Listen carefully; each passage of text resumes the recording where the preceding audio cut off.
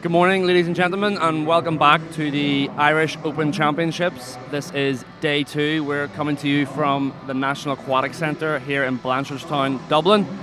We had a great day of swimming yesterday. A few really stellar performances. Ellen Walsh with that Irish senior record, and first female not only to go 58 seconds in the 100 fly, but 57 seconds, 57.92 or 93, I think.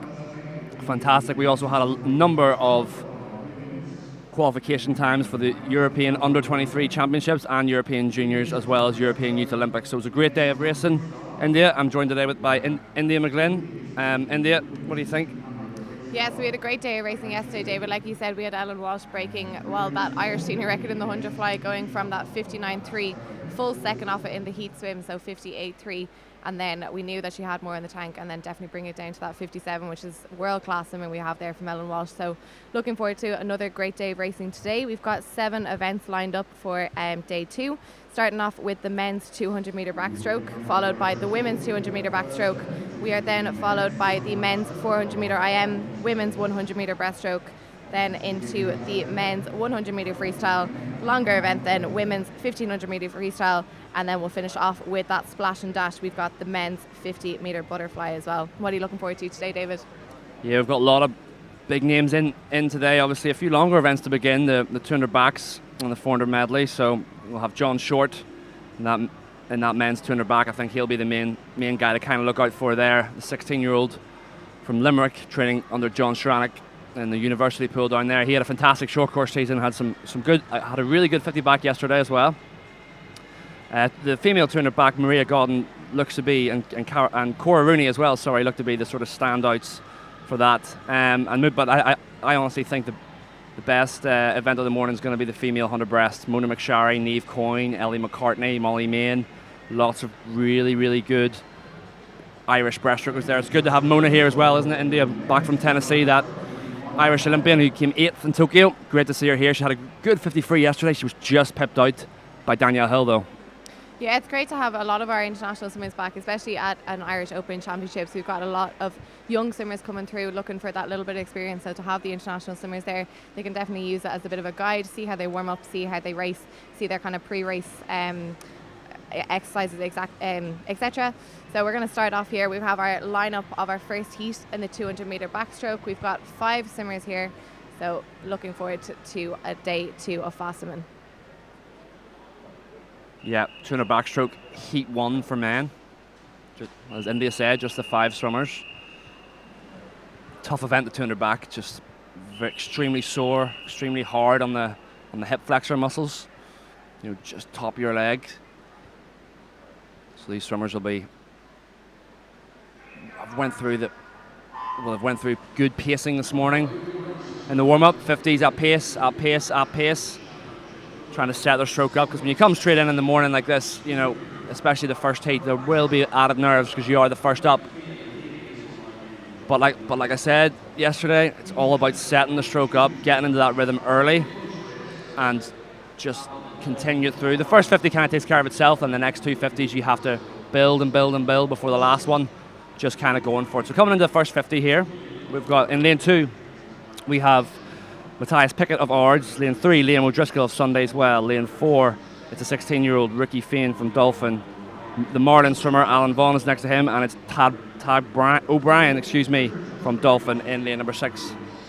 Yeah, so like you said, David, we have the first event of day 2. So some young swimmers here, just gaining that little bit of experience swimming in the Irish Open. So I'd say, like you said, a few nerves kicking in. But with the 200 back roll, we were talking about race tactics yesterday. I guess with the 200 back roll, you'd be taking out the first 100 nice and controlled, strong stroke rate, keeping that head still, and then it's kind of just holding on, coming into this third 50 now. So we're turning 109.19. It's a decent start there for the lads in heat number 1. So this is where they're really going to need to keep their form on their technique, but really start hammering down with the kick and picking up the stroke rate.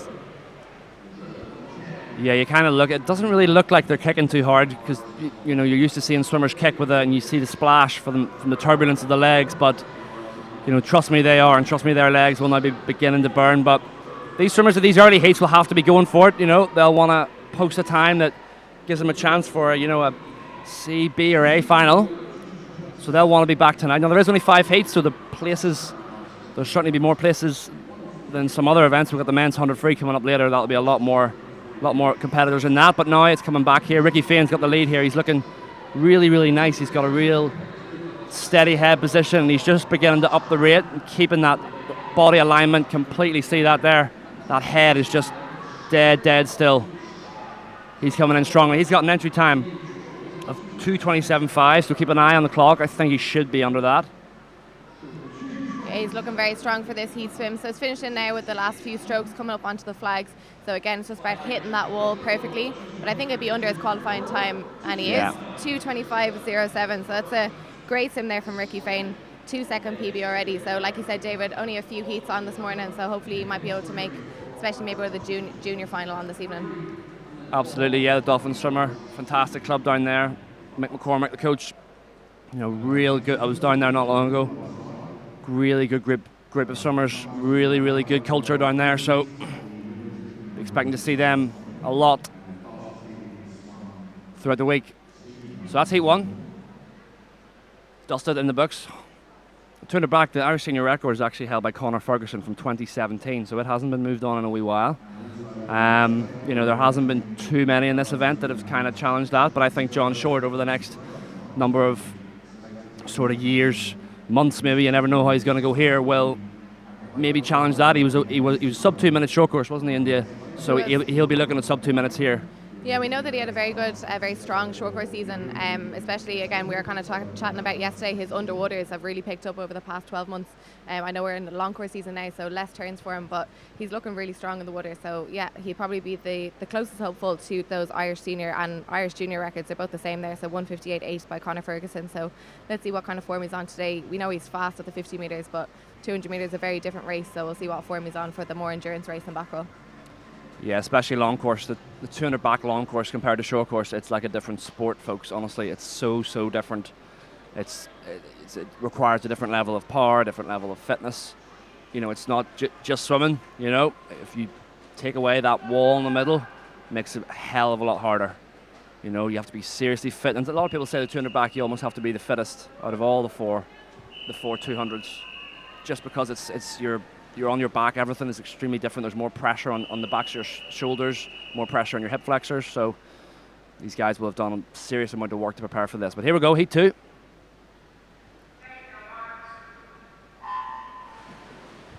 It's a lot more concentration as well, isn't it, David, on the 200 metre back roll? I guess with a lot of the other events, you can kind of see your competitors either to your left or to your right, but with back roll, you're pretty much just racing yourself. So it definitely is very much an individual sport in that 200 back roll, so it's about having your own race tactics and knowing how to swim the race yourself. But coming into heat number 2, we've got our swimmers here. We've got Alend in lane 0. He is from Trojan. We've got 3 Trojan swimmers actually in a row, so all competing together. We've got Loudon in lane 1. We've got Wynn in lane 2.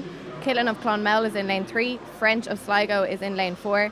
Woolley of Claremorris is in lane 5. Newman of Bangor is in lane 6. Yalnazov of Kilkenny is in lane 7. O'Brien of New Ross in 8. And Bickerstaff of Lisburn City in lane 9. Yeah, and straight away there, lane number 5, Luke Woolley had fantastic underwaters. Hopefully he replicates it on this next one. You sort of see he had that, he probably stayed under a wee bit too long, I think. When you kick underwater, you want to almost push off at an angle, so when you push off the wall, you're pushing off down towards the bottom. So that gives you time to underwater kick. So he comes through in a 1:06.3, that's very nice. He's got an entry time of 2:23, so he's well capable of getting under that. If he can come back maybe in a 1:10 or so, that would be fantastic. Maybe even 1:09.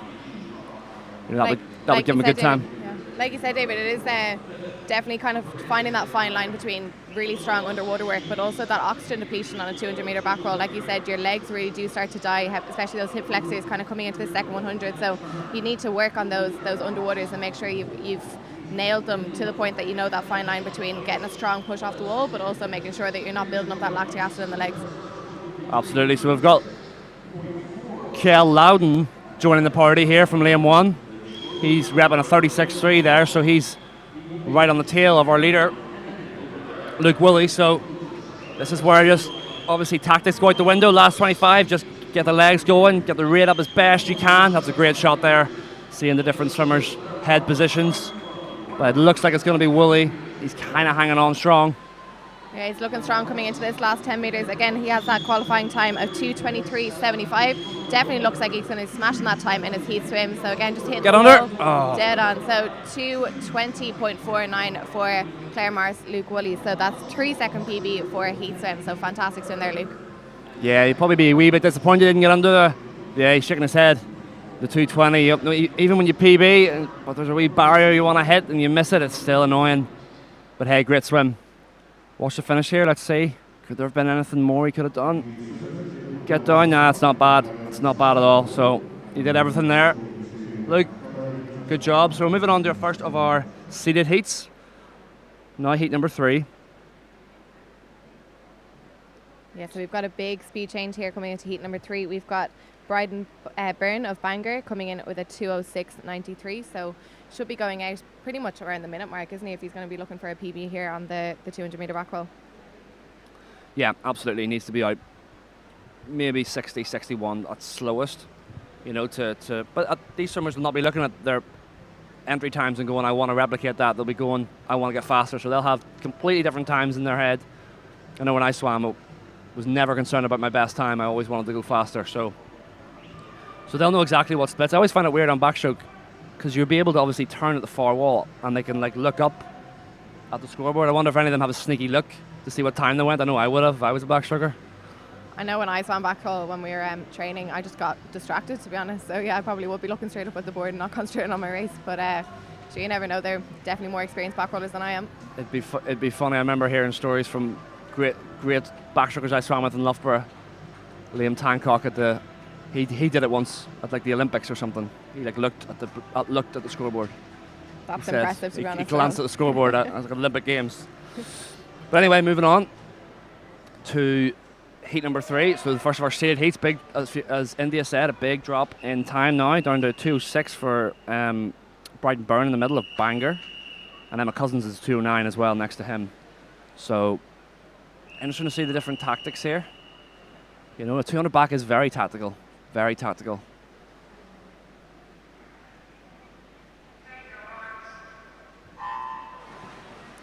So on for our start again, heat number 3, just quickly running through the names. So we have Boyd of Kingdom in lane 0, we've got McGrath of Coolmine in lane 1, Byrne of the NAC in lane 2, Cormacan of Bluefin in lane 3, we've got Byrne again, that fastest qualifier, 2:06 of Bangor in lane number 4, we've got Cousins of New Ross in lane 5, we've got O'Shea of ESB in lane 6, Somerville of Marlins in lane 7, Farron of Bangor in lane 8, and Lawrence of Bluefin in lane number 9.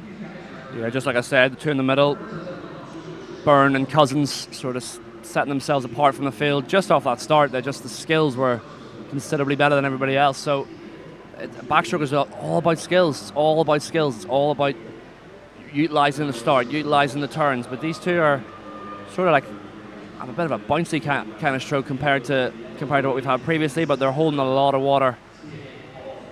So leading up here, I think, is that it's Emma Cousins of New Ross. Yeah, it's interesting to see the different kind of swimming styles I guess you have on back roll. You have some people that are very level in the water and you have some people that look very high swimming in the water.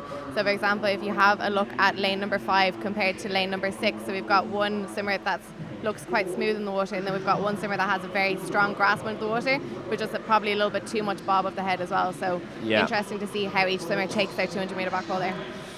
Yeah, you have to keep everything so steady, you know. You got to minimise drag. Swimming is, us as humans, we're not good swimmers compared to fish.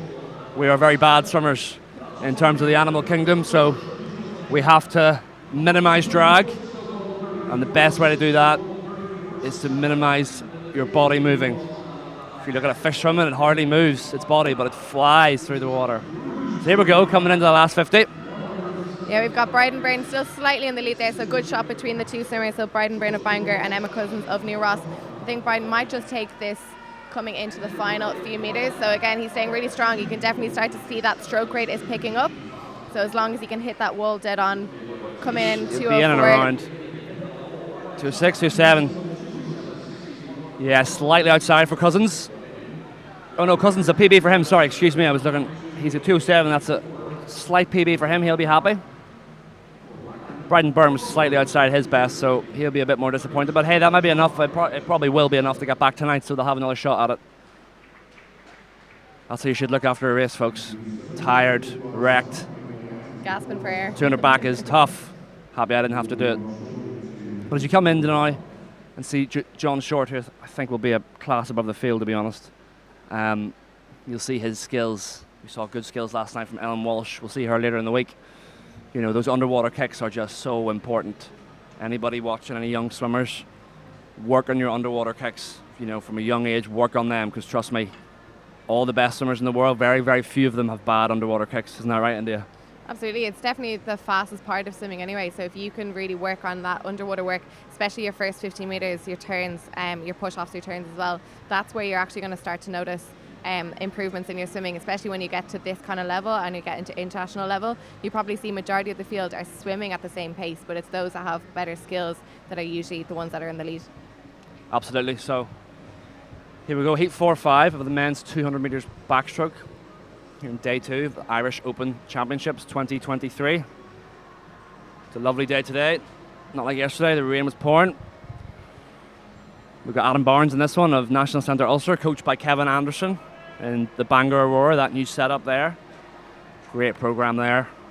Ryan Keating, fantastic S&C coach as well. They've got a great team up there at that facility. So here we go, you see the backstroke wedges there. Yesterday I was talking about it. Sort of takes out that anxiety of your feet slipping on the start. So swimmers will set it to different levels depending on how high they want it. And that will affect their trajectory coming in to the water here in this start. Yeah, like you said, David, it's a great addition to swimming now, isn't it? The ledge on back roll. So again, any swimmers or young swimmers watching this streaming, so you can see how high these swimmers pull themselves up out of the water and get that big arch in their back to get down into their underwater work as well. But just going through the names again, we've got Hooker of Swim Belfast in 0. We've got Matthews of Banbridge in lane 1. We've got Pow of Portmarnock in lane 2. Cassidy of Dolphin in lane number 3. Biss of Swim Belfast, again fastest qualifier, 2:06.29. He is swimming in lane number 4. Barnes of Ards in lane number 5, Mullen of Templeogue in 6, Cudahy of Kilkenny in lane number 7. We've got Davis of Swim Belfast in lane 8, and again his competitor alongside him, he's got Biss of Swim Belfast in lane number 9. Yes, of course. So here we go, there's right in the middle, Brandon Biss looking good. Just sort of holding that nice kind of stroke down the middle. Yeah, he looks really smooth. Look at the length of his arms, that's lovely. Yeah, he's got a great catch of water. Yeah, under 60 maybe. No, about 61. He looks like he's chilling, but he's not, folks. Let me tell you, he's not chilling. 62.1 for him. All swimmers coming in behind. Lovely stroke. You see that? You see how his head's staying so still.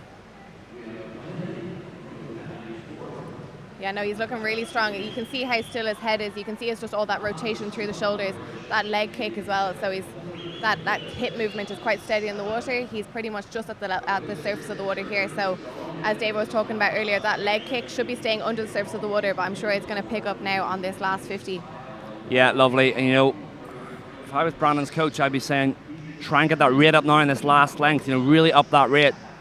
You know, but he's really looking nice. He's entered on a 206.2. So. You know, so I think he'll be maybe in and around that, maybe a sneak at 205. Beautiful stroke though, isn't it? So he's really lovely, strong. Yeah, absolutely. So coming into the last 10 metres again, so he's going to look to hit this wall dead on. 205, 204, 249. Good work. That's a PB. Fantastic swim. Going out on a 102.10 and coming back on a 204.90. He's pretty much equaling. Oh yeah, he even split it. Yeah, so really, really strong swim there from the Swim Belfast swimmer, Brandon Biss. That's a fantastic swim. Barnes coming in second there in a 2:13.3.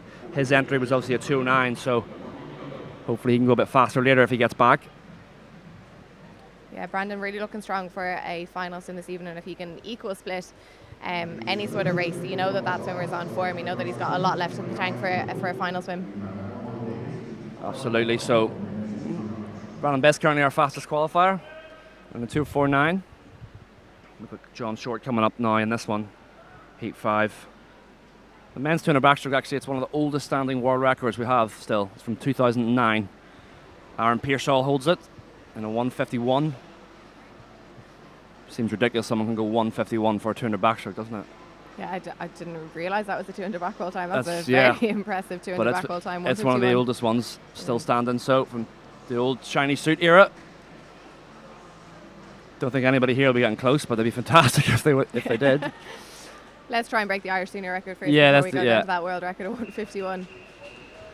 But here we go, John Short. Be interesting to see what he does here. Very lean build.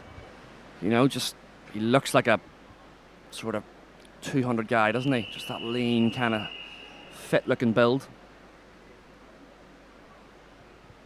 But an entry time, folks, John Short of a 2:03.71.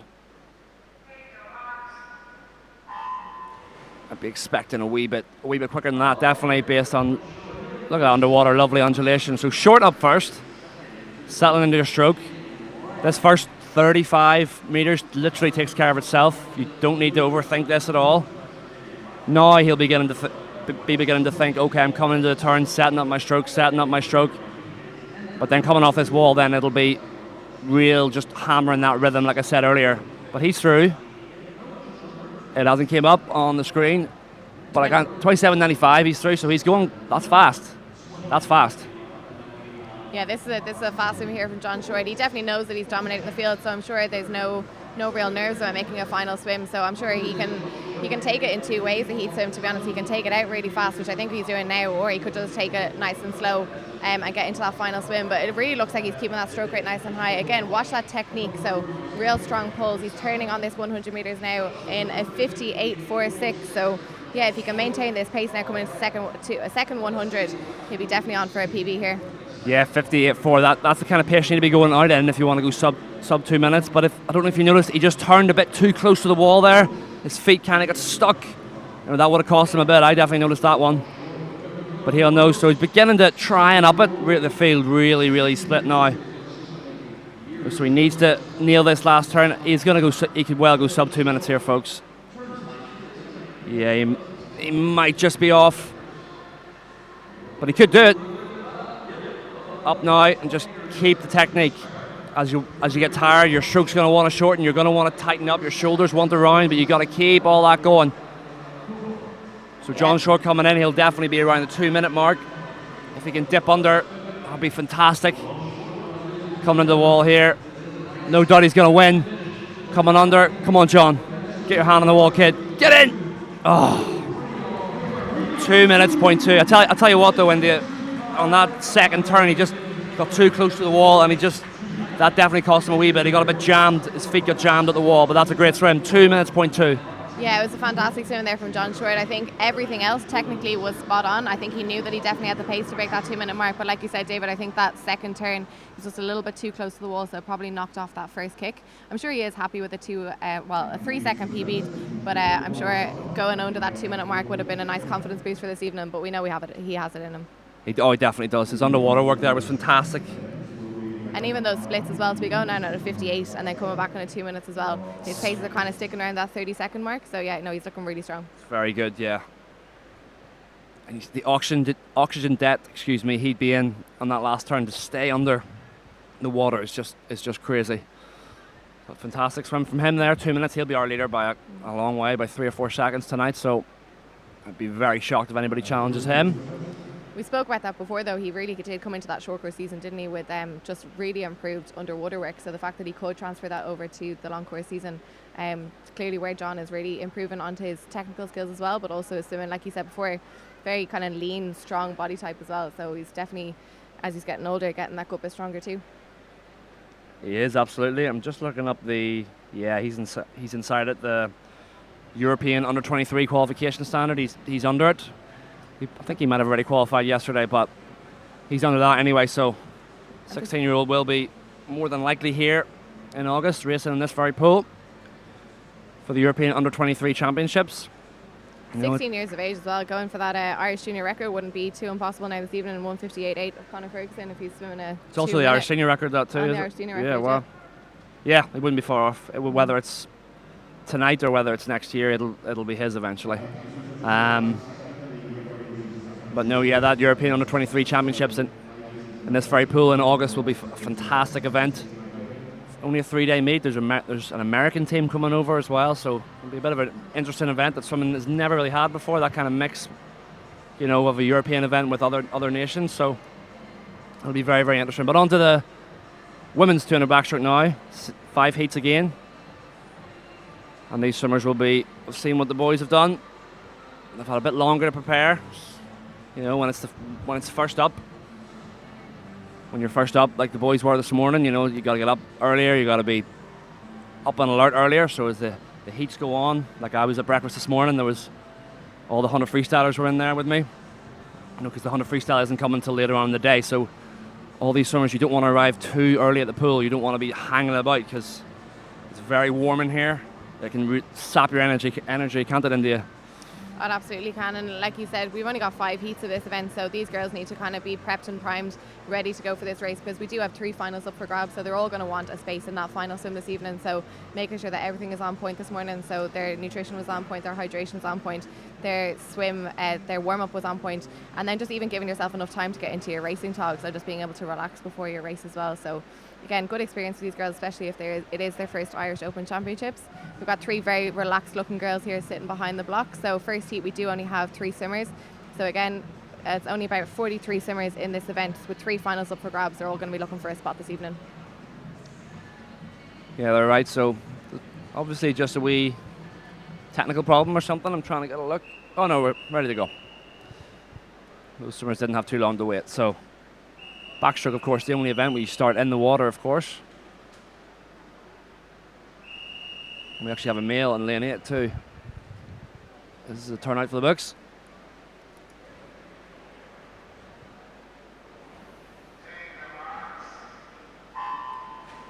I don't know what happened in lane 8 there. There must be, he maybe missed his race and somebody's being nice and saying, go on, you can go on that one. But here we go. This is, of course, the women's 200 backstroke, so we will be focusing on the women. Yeah, so again, just running through those names, we just have 3 females in this first heat. So we have Rebecca Middleton in lane number 3 of Glenalbin, 14-year-old. Then we have got her teammate Sheaffer Glynn, also of Glenalbin, in lane number 4. And we've got Carrie Harrington of Sundays Well in lane number 5. So fastest qualifier is Sheaffer Glynn in a 2:37.62. So if she wants to be breaking that PB, she needs to be probably going out on the 1:16, 1:17 mark and really hitting those turns and coming back strong on this second 100. But we have our first turn here with Middleton in lane number 3 coming out in a 35.7. Yeah, very, very close kind of field. They're all kind of bunched up. Obviously the 2 Glenalbin swimmers know each other very well. More than likely train in the same squad, similar age. So, you know, they'll know exactly what the other, well, even if they don't know exactly what the other's doing, they'll know subconsciously. It's weird how that works, but it looks to be actually the Sundays Well swimmer, Carrie Harrington, I think is going to take the lead into this first turn. I'm wrong. Rebecca Middleton and a 1:16 dead. Strong start from all close. Strong start from the swimmers there though, David. 1:16.00 if the qualifying times are kind of around 2:37, 2:38. But it looks like we kind of have different strokes amongst these 3 swimmers. So again, we kind of talked about that still head really rotating through the shoulders and that strong kick. So it'll be interesting to see now how they maintain it on the second 100 as well. Absolutely, they've got entry times of 2:37s, 2:38. So you know they'll want to be definitely under that. You know, this is the kind of age, you know, these young women, 14, 15, where they really dropping times, really getting PBs every time they swim. That's kind of usually the general progression for girls of this age. But they're going to come home fast. You know, tough only being in when there's only 3 of you in the race. But got to keep that head still. Got to keep everything completely still. You're going to want to move your head. You're going to want to bob up and down. You're going to want to do all that because you're tired. You got to keep everything tight. But it looks like the swimmer closest to us, Carrie Harrington. Yeah, like I said, David, it's kind of... Sorry, Middleton, sorry. Which is coming in strong now, coming in for this last 10 metres. So again, we just want to hit the wall perfectly, but looking strong on the time as well. So finishing in a 2:38.40. So just underneath her PB. So 0.1 of a PB there for lane number 3, Rebecca Middleton. So Trish will still be happy with a 0.1 of a PB. So take any PB at this stage, don't you? Absolutely, absolutely. You know, you're still walking away if you've got a PB. That's the fastest you've ever done that race. That's how I used to look at it, you know. That's, even if it was slight PB, you're going, I've never done that event faster than I just have done. So got to keep those positives. Again, and for some of these swimmers, it's about just gaining that experience as well. Like coming out onto the NIC is a very big pool. It can be quite intimidating for swimmers that haven't kind of competed in the NIC before. We've got a good atmosphere. Again, nice to see after COVID that we can actually have some spectators in here. We can create a bit of atmosphere. So even just being able to get into the pool, have that first heat again, first women's event of today, and swim a PB. That's a strong swim for the young swimmers there. Yeah, we've obviously got. Is Danielle Hill coming up on this one? Maria Godden as well coming up. I know Danielle was chatting to her yesterday. I think she's been doing a wee bit more 200 meter work, which is sometimes a bit strange when you get older. Usually you drop events, like you go down in distance, not up, but she's gone up in distance to try the 200 back, so we'll see how that goes for her. But I think Maria Godden will be the standout favourite for that one. Yeah. And here we go, heat 2.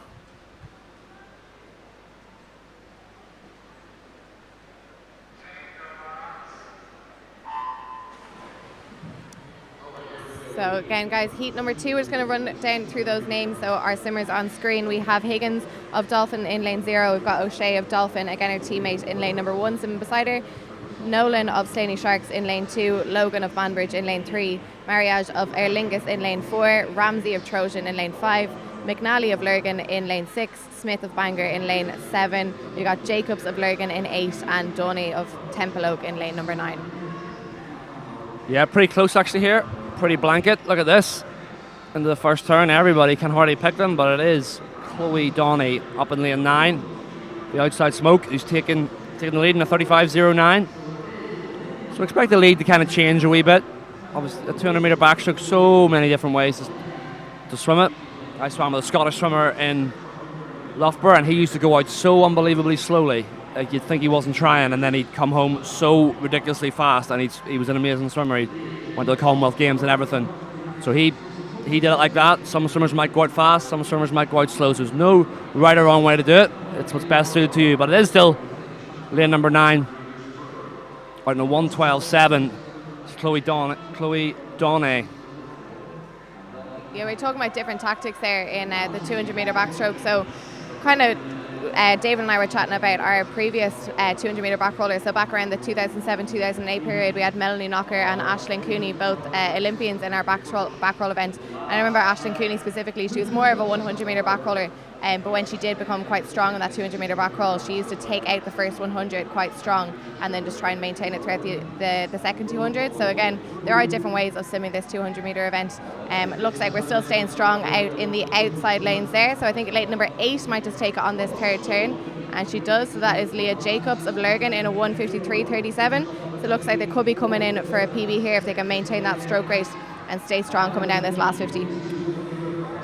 Yeah, still pretty close for a 200 back, especially in Heat 2 of the Irish Championships. You know, there's a lot of close swimmers here, but it is lane number 8, like India said, just sort of putting the hammer down, sort of saying, you know, I'm going to take control of this race and come home strong. But like backstroke, you don't really see where everybody is, so it's on freestyle and you can kind of see where everybody is, but on backstroke you can't. Breaststroking as well, you can't really see where other people are. But here we go. It's lane number 1 actually. Michelle O'Shea, 2:33.7. Got the touch. Lane 8's happy though. Yeah, good swim there from Michelle. So we going to have a 2 second PB or a 1.5 second PB there from the 17-year-old of Dolphin. So took it out strong in that first 100, and again, it's nice to see those outside lanes really dominating the field in some of these heats as well. So a lot of people think that you do have a good advantage being in the middle, and necessarily yes, with some of the other events you can see the rest of your competitors, but like we spoke about before on back roll, it's very much your own swim. So a lot of these swimmers don't know where they are in the field, so it's just about swimming your own race, and it's nice to see some of those outside lanes as well taking the touch on these heat swims. Absolutely, India. Tough event. Actually, the world record in this event actually fell this year. Kaylee McEwen of Australia. She did that, I think, at the Australian Trials or the New South Wales State Championships, I think it was. And she brought that mark down to a 2:31. So for a world record to go in March is very sort of rare. But she took that down. So I think that's the first world record of the year. It's very impressive. It's usually the summer events that we see the world records being broken. Exactly. But, yeah, but I think the Australians are slightly different because of the Southern Hemisphere. Yeah. You know, they train all sort of where we would have our time off. You know, like they would still be training, so they sometimes peak a wee bit earlier, so sometimes it's harder for the Australians to sort of peak in July as opposed to the Northern Hemisphere summers. Absolutely, about 2:03 for a 200 metre back crawl. Female is a very strong swim there. 2:03.1, yeah. I remember the Australians, like a lot, especially when I was swimming in sort of 2012, there was a lot of them sort of swam really, really fast in like March, April time. And then when it came to like the Olympics and stuff, they didn't do as well. And I remember talking to one of them, and he basically said it's because of that. It's because their season is so much longer because they have to hang on for the summer, whereas they'd usually be finishing, because it's their winter in the summer, they'd be finishing in maybe April, whereas we'd swim on, we'd only be peaking in July. So difference, you wouldn't really think it just watching it, but they have to deal with that too. So anyway, back to the pool here of the women's 200 metre backstroke. We're in heat number 3. Yeah, so like David said, heat number 3, again, just running through those list names. We've got definitely a good speed increase here in heat number 3, so running down to a 2:19 in this heat. So running through the names, we've got Murphy of Dolphin in 0, we've got Mulholland of Banbridge in lane number 1, Kelly of Stark in lane number 2, Russell of Ballymena in lane number 3. So we've got Lottie Cullen of Sim Belfast, she's the fastest qualifier in that 2:19.29 in lane number 4, Bailey of New Ross in 5, Quigley of Ards in lane number 6, McLean of Derry in lane number 7, Keane of Portmarnock in 8, and O'Neill of Trojan in lane number 9. Yeah, it's Cullen who's taking the lead here, taking this race by the scruff of the neck. Taking it really nice. I think she's going about in a 67. Yeah, 66.8 for Lottie Cullen. Obviously her best. Coming here at 2:19.2, so she's well on track to be under that. You know, like India said before, we had John Short, you know, his second 100 wasn't much slower than his first, so some swimmers sort of trend is going that way to swim this event like that. You got to come home fast in this event. You know, it's not really an event as much as the hundreds where you can go out really hard and hang on, because the lactic acid builds up so quickly in your legs that you will just really struggle. So you've got to pace it a wee bit more than the hundreds. But she's a clear leader here. Class of her own. Let's see the underwater kicks. 1, 2, 3, 4, 5. That's pretty good. Pretty good at the end of a 200 back. Yeah, Lottie Cullen clearly dominating the field here. She's looking really strong. So again, 1:06.8 was her first 100. So she just turned there in a 35. So it looks like she will be going slightly slower on this second 100, but her stroke rate is still looking strong. She's still looking very strong with that head position as well. So coming into the final 25 metres, she just really needs to pick up this stroke rate, but I think she knows she's dominating the field and she's got that final swim. So just staying nice, controlled and relaxed as she finishes these just in from the flags. Let's see what she's going to touch in on. And 2:17.94. Again, great swim there. It's a 2-second PB from the 19-year-old from Belfast. Yep, PB again. Great for her. She swam it really, really well.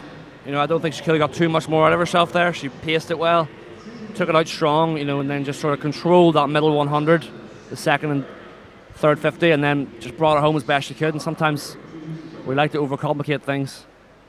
You hear me in India talking a lot of rubbish up here, trying to overcomplicate things, but it's really simple. Just get in and swim. Get in and swim as fast as you can and just leave it all in the pool. Sometimes it's just as easy as that. But that's our first seeded heat. Clear winner there, Lottie Cullen. That was Sunday's well. Well, this next heat now we're going to have Danielle Hill. Like I said, not usually a 200 swimmer, so we'll see, which is our 50 metre freestyle champion from last night. Just touched out Mona McSharry. I couldn't call it who was gonna win that one. She just got her hand on the wall. Danielle has a bit of a knack of doing that. But see how she fares in the 200 back here. She's very relaxed, smiling there behind the block. Don't think I'd be smiling before I turned her back, let me tell you. Yeah, no, we've clearly seen the fitness of all the swimmers this kind of competition around as well. So having splits like where you can go, say, for example, Lottie Cullen, the last one, going out in a 1:06.8 and coming back in a 1:10. Clearly the fitness is all there for the swimmers. So we've got Danielle Hill, but we also have Jenna McDougall of UCD beside her. We had Jenna swimming a very strong short course season as well back in December. Again, her underwater work is really, really improved. So we'll see how she transfers over to the long course season. But I think Danielle Hill is the clear favourite for this heat number 4. Yeah, she is. The Irish senior record, an old one from 2010. It's Melanie Knocker, that double Olympian from Ulster. It's a 2:10.75, so nobody's been really got close to that recently. But heat number 4, full heat.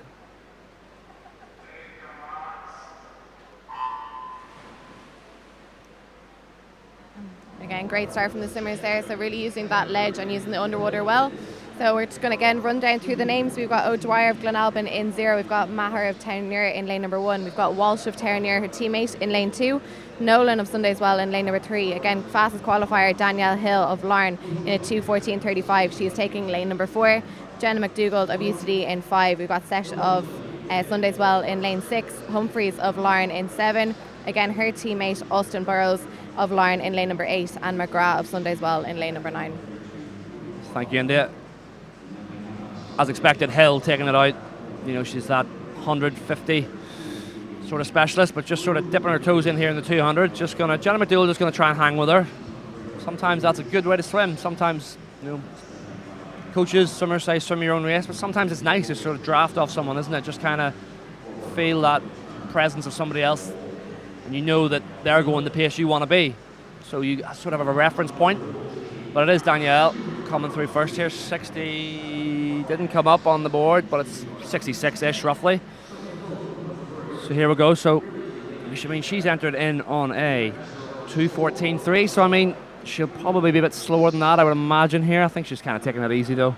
Yeah, from that stroke rate, it looks like she's kind of going out a little bit relaxed on this. She knows that she's going to dominate this heat anyway, so she's definitely got a final swim. So kind of just looking from her stroke rate there. We know Danielle Hill's strong. We know that she can get that stroke rate up, because we saw in that 50-metre front goal yesterday. She has kind of got that power behind her, but looking really relaxed, looking really comfortable, coming into that third turn of a 1:41.42. So yeah, I think she's just going to cruise now into this final 50. Yeah, like India said, really powerful athlete. I used to train with her in the gym with Ryan Keating, and she's a very explosive athlete. Like for all the girls, aspiring to be real, get into that world-class swimming sort of level, you got to be explosive in the gym. You got to be. All these top-level female athletes are all athletes. They can all jump high. They can lift heavy. They're really good mobility, really good flexibility. So it's not just about being a good swimmer anymore. It's about being an athlete. So Danielle Hill did come up there. It's 2:17.66. That's outside her best, but she was just cruising that one, I think, for tonight. But Jenna McDougall coming in second there in a 2:22.5. Yeah, we can see there Danielle Hill not really phased by that swim, so definitely know that she took it easy. But even be able to swim at 2:17.66 at a cruise pace, we definitely know she has a lot more in the tank for this evening. And like you said, you were chatting to her yesterday, she has kind of been focusing more on the 200 metres. So yeah, it'll be interesting to see how she pushes it in the pool later on today. Yeah, it's an interesting one because she's also getting older, so your body changes as you get older. You can't recover the same. You get naturally stronger as you get older. So it'll be interesting to see how her and her coach Peter Hill are balancing that kind of gym load with swimming as well. Yeah, like you said, strength training definitely has become a lot more incorporated into swimming now, kind of all that power work and stuff, and you can see it transfer into the pool. Again, we can see that strength. We can see specifically with say these longer events, maybe the 200, that distance per stroke that each swimmer is kind of grabbing. So that is a lot of obviously technique work, but also power work from the gym and being able to maintain that strength throughout the entire 200 metres. So yeah, it's definitely kind of changing swimming, changing that training as you get a little bit older. Though the more your body changes and the more you want to increase your strength, obviously. Yeah, and sort of gym work will be more effective for the shorter events. Any 50 free specialists or 50 and 100 metre specialists will generally do more gym work than the likes of a Daniel Whiffen, who's a distance swimmer, because it's more important. Power is more important than just fitness and efficiency. So it's also about finding that fine line, isn't it, between gaining that strength but also having to pull it through the water as well. Exactly. So it is a lot of strength work, but yes, like you said, plyometric work, kind of that power work that you're doing in the gym is extremely important to transfer over to swimming as well. Yeah, it's all well and good to get strong, but you got to transfer it, So there's so much nowadays. Swimming's moved on so much. Even when I sort of started swimming, when I went to university, the gym was really important. It was like gym was important. They looked at me and a few of the other 18-year-old skinny wee kids, and they said, "You got to be in the gym." And we were in the gym 3 times a week, 2 hours. So a lot of these guys, like John Short's a perfect example. He's got that perfect lean body type, but let me tell you, when he fills out a bit, he's going to be dangerous. He's going to be dangerous because he's got that frame and that length. Yeah, it's always interesting to see that kind of change in swimmers over the years. Like, for example, myself and Heatley were talking about it earlier. The difference in, say, Adam Peaty in 2012 compared to 2016, he completely changed body shape, and you can obviously see that transfer into the pool as well.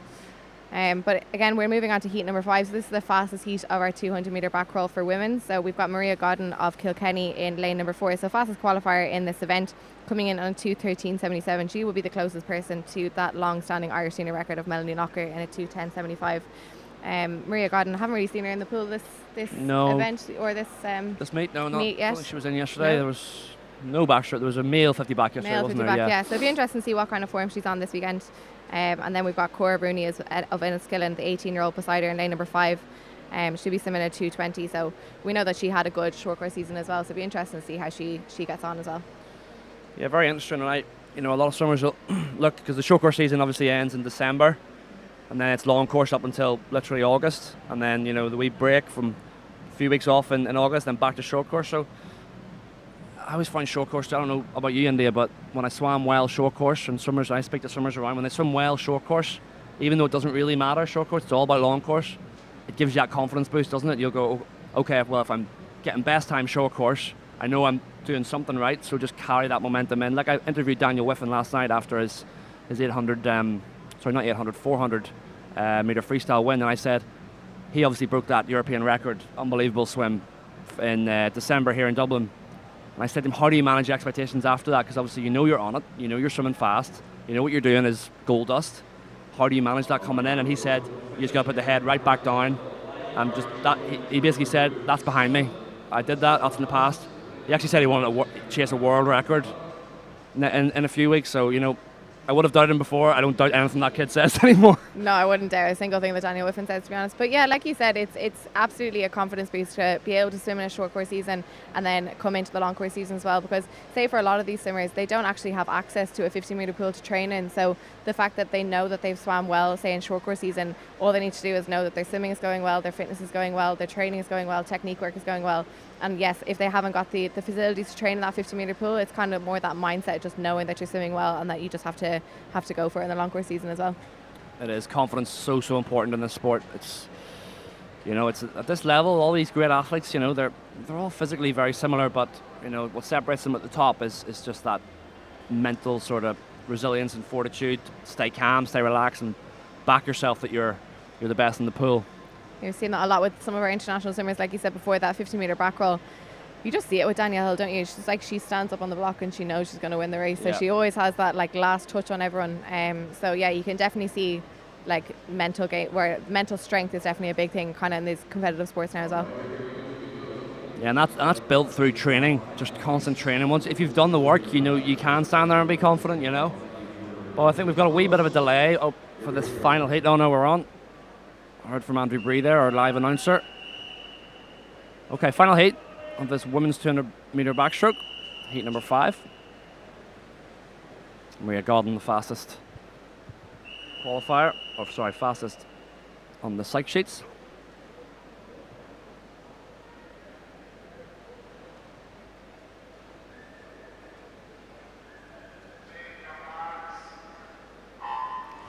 Again, it is down to experience of these swimmers as well. Being held behind the blocks before your race isn't exactly optimal before your swim, but I'm sure these girls took it in their stride being the final heat. I'm sure they're all quite experienced. So again, just quickly running down through the names of this final heat. We've got Minto of Templeogue in 0, Dunn of Asgard in lane 1, McInerney of Templeogue in lane 2, Doran of Aer Lingus in lane 3. Again, fastest qualifier Maria Godden of Kilkenny in a 2:13.77, taking lane 4. Rooney of Enniskillen in lane 5, Putney of Ards in 6. We've got Bailey of New Ross in 7, Chamberlain of Cookstown in 8, and Connell of Athlone in lane number 9. Yeah, like expected, it is Godden taking it out. She has an entry time of 2:13.77. The World Championships qualification standard, well, the A Fukuoka standard, is a 2:11.0, so very, very fast. But some have also set consideration standards for the World Championships, and that's a 2:12.3. 2:12.35, so not out of the realms of possibility for Maria.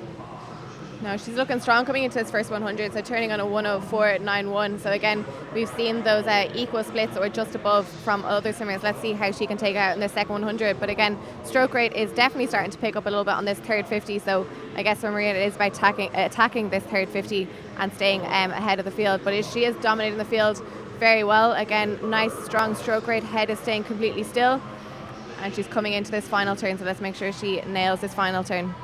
Yeah, on the European under 23 time as well. It's a 2:13 for her. It's a 2:13.6, I think.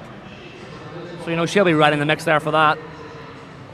And I was speaking to John Rudd, our national performance director, yesterday, and he said you can do the times in the heats or the finals, doesn't matter. Just whichever one, you just got to get the time done. Yeah, so a lot of these swimmers go for it in the heats. You get 2 shots at it if you're chasing those qualification times, but she's coming home strong. Yeah, fast pace from her there, so she was turning there in a 33.27 for her third 50, so definitely looks like she is going for it on this heat swim. So she's coming up on the final 10 metres. Again, it's all just about finishing strong on this final stroke. Literally, and she's coming in on a 2:13.08. So yeah, definitely nearly a full second PB there for Maria Godden, the Kilkenny swimmer. Really, really strong. Hopefully she is happy with that, and she isn't disappointed she didn't make the 2:12 mark there, David. Yep, absolutely. She's under that European under 23 consideration time. Not just, mind you, but she got it.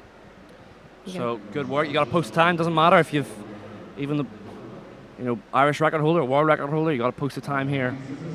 So that's fantastic. I think she's our fastest qualifier. Will she be tonight? Yeah. She's our fastest qualifier tonight. It looks like that last 50 maybe hurt a little bit there, just gasping for air a little bit, but no, really strong from Maria Godden. So looks like she is on form. First event of this weekend for herself. So interesting to see now how she takes it in the final. Yeah, it's came up Irish junior record there on the side of your screen, but she unfortunately is a bit too old for the Irish junior record, but still a fantastic swim for her. So we're moving on now to maybe the most grueling event in swimming, the 400 medley, 400 IM. Really, really tough event, especially long course, my word. Short course is hard enough, but long course really, really tough. These guys will do the hardest training, let me tell you, out of everybody. 2 lengths of each of the 4 strokes. Men's 400 medley.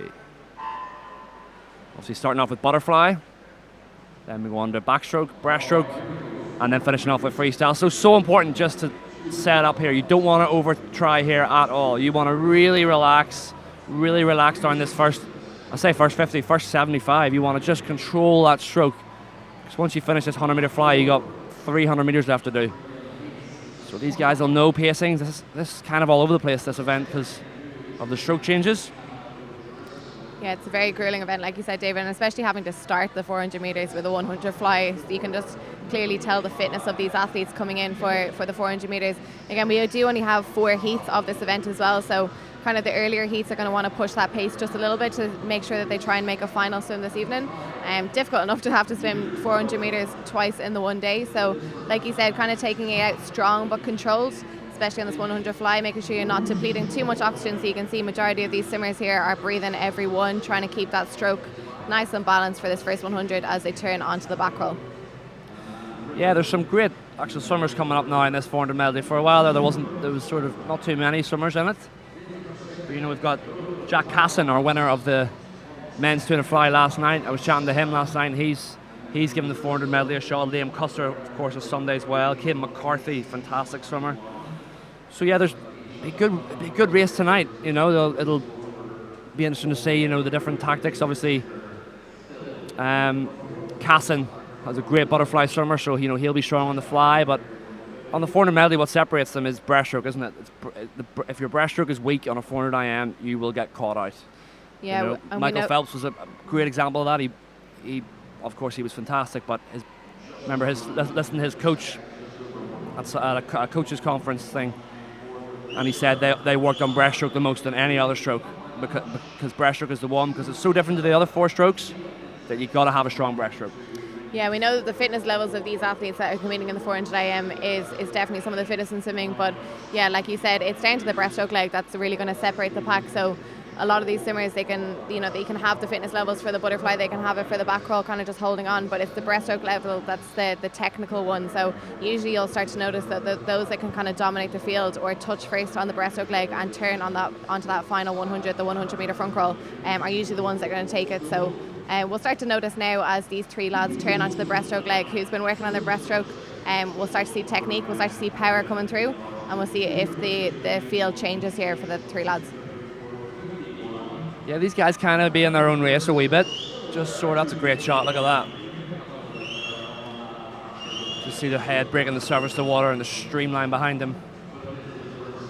That's Lewis Fitzpatrick of Lisburn City, my old club. So yeah, he's kind of taking the lead here. Stan Shepherd will be looking exactly the same as what I said, to accelerate on that breaststroke. Don't decelerate on the breaststroke leg. Pick it up, pick it up. But this is where the lactic acid is definitely going to start to kick in, isn't it? I don't know how many 400 IMs did you swim in your career. I definitely swam a few as a junior, the 400 meter IM, and to be honest, they used to always schedule it on the same day as the 200 fly. So by the end of the day, I was No, I never exhausted. ever swam one. I don't think. You never swam 400 IM? I don't think so. No, I can't. Well, I might have, but it was probably so slow that I've erased it from my memory. You need to come out of retirement to swim the 400 IM then. Give it a go. For charity, maybe. But here we go. It is Fitzpatrick, comfortable, taking the lead, and that's what I mean. The field will get split on the breaststroke leg massively.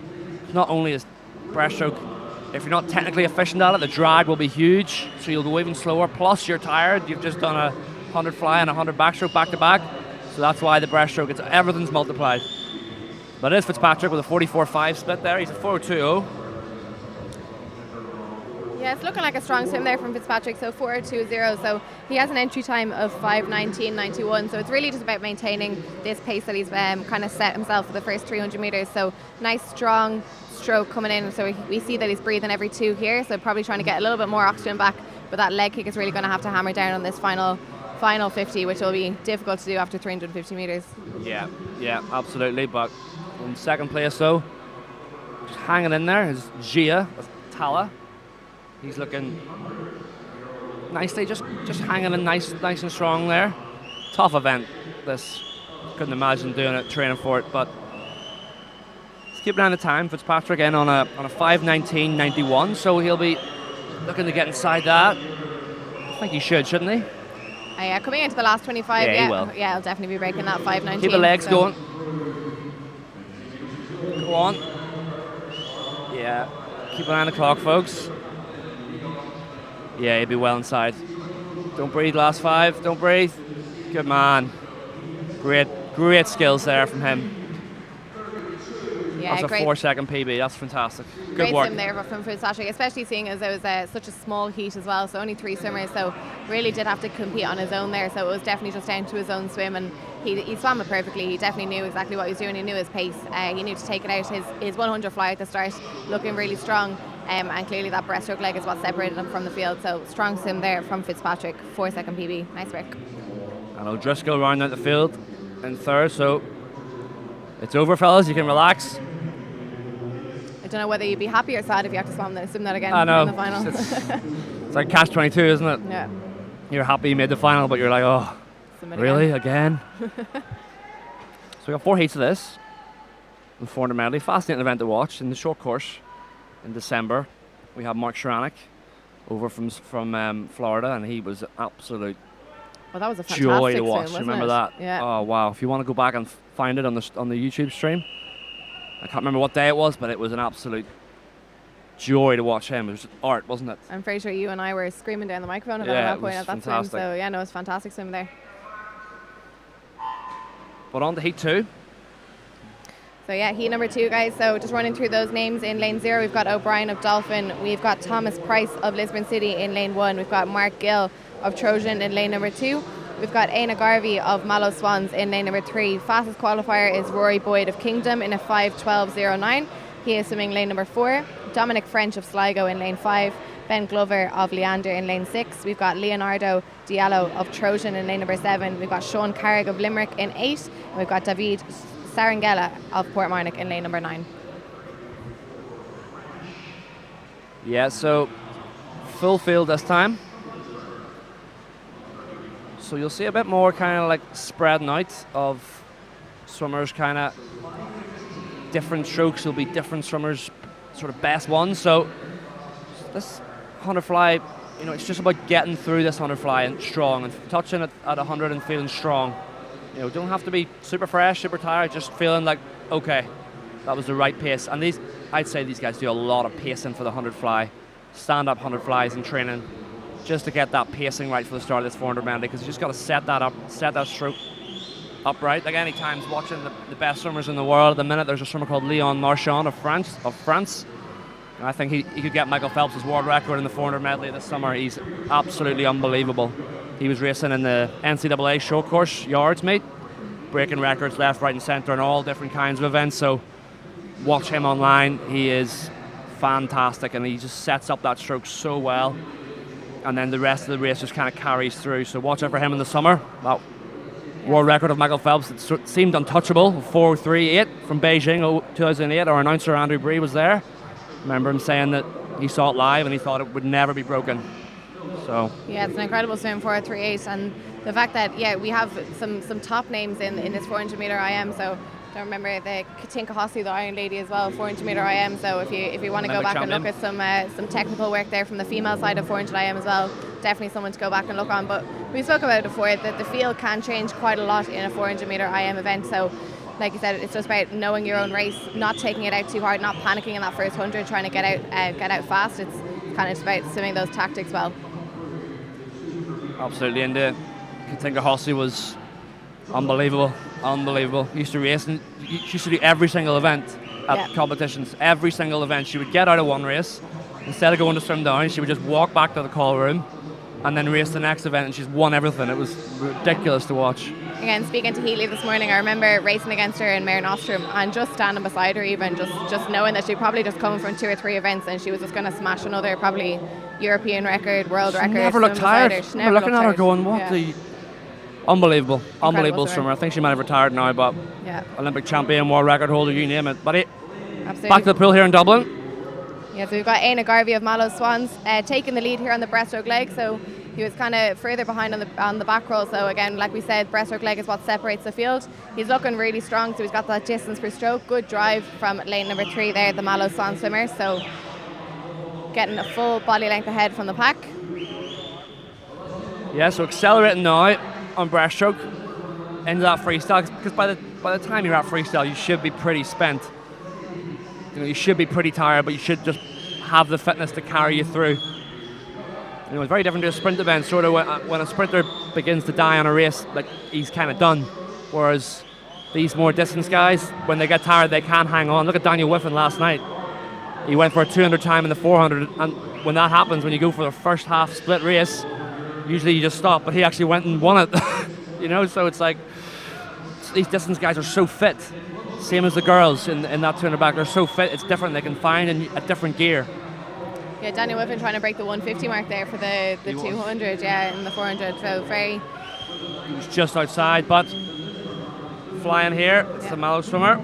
Yeah, again, so Mallow swimmer. So Éanna Garvey just turning on a 3:56. His entry time of a 5:13. So needs to be coming back on a 1:17 for this 100 front row if he wants to break that swim. And I think he's looking strong enough to be doing that here in this second heat of the 400 IM for men. Yeah, definitely. It's creeping up on him though. It's Dominic French. Lane number 5, Sligo man. So, and Éanna Garvey's breathing to his right, so he'll see. Oh, pulled up. Oh, maybe cramp or something like that. That's heartbreaking for him at the end of a 400 medley.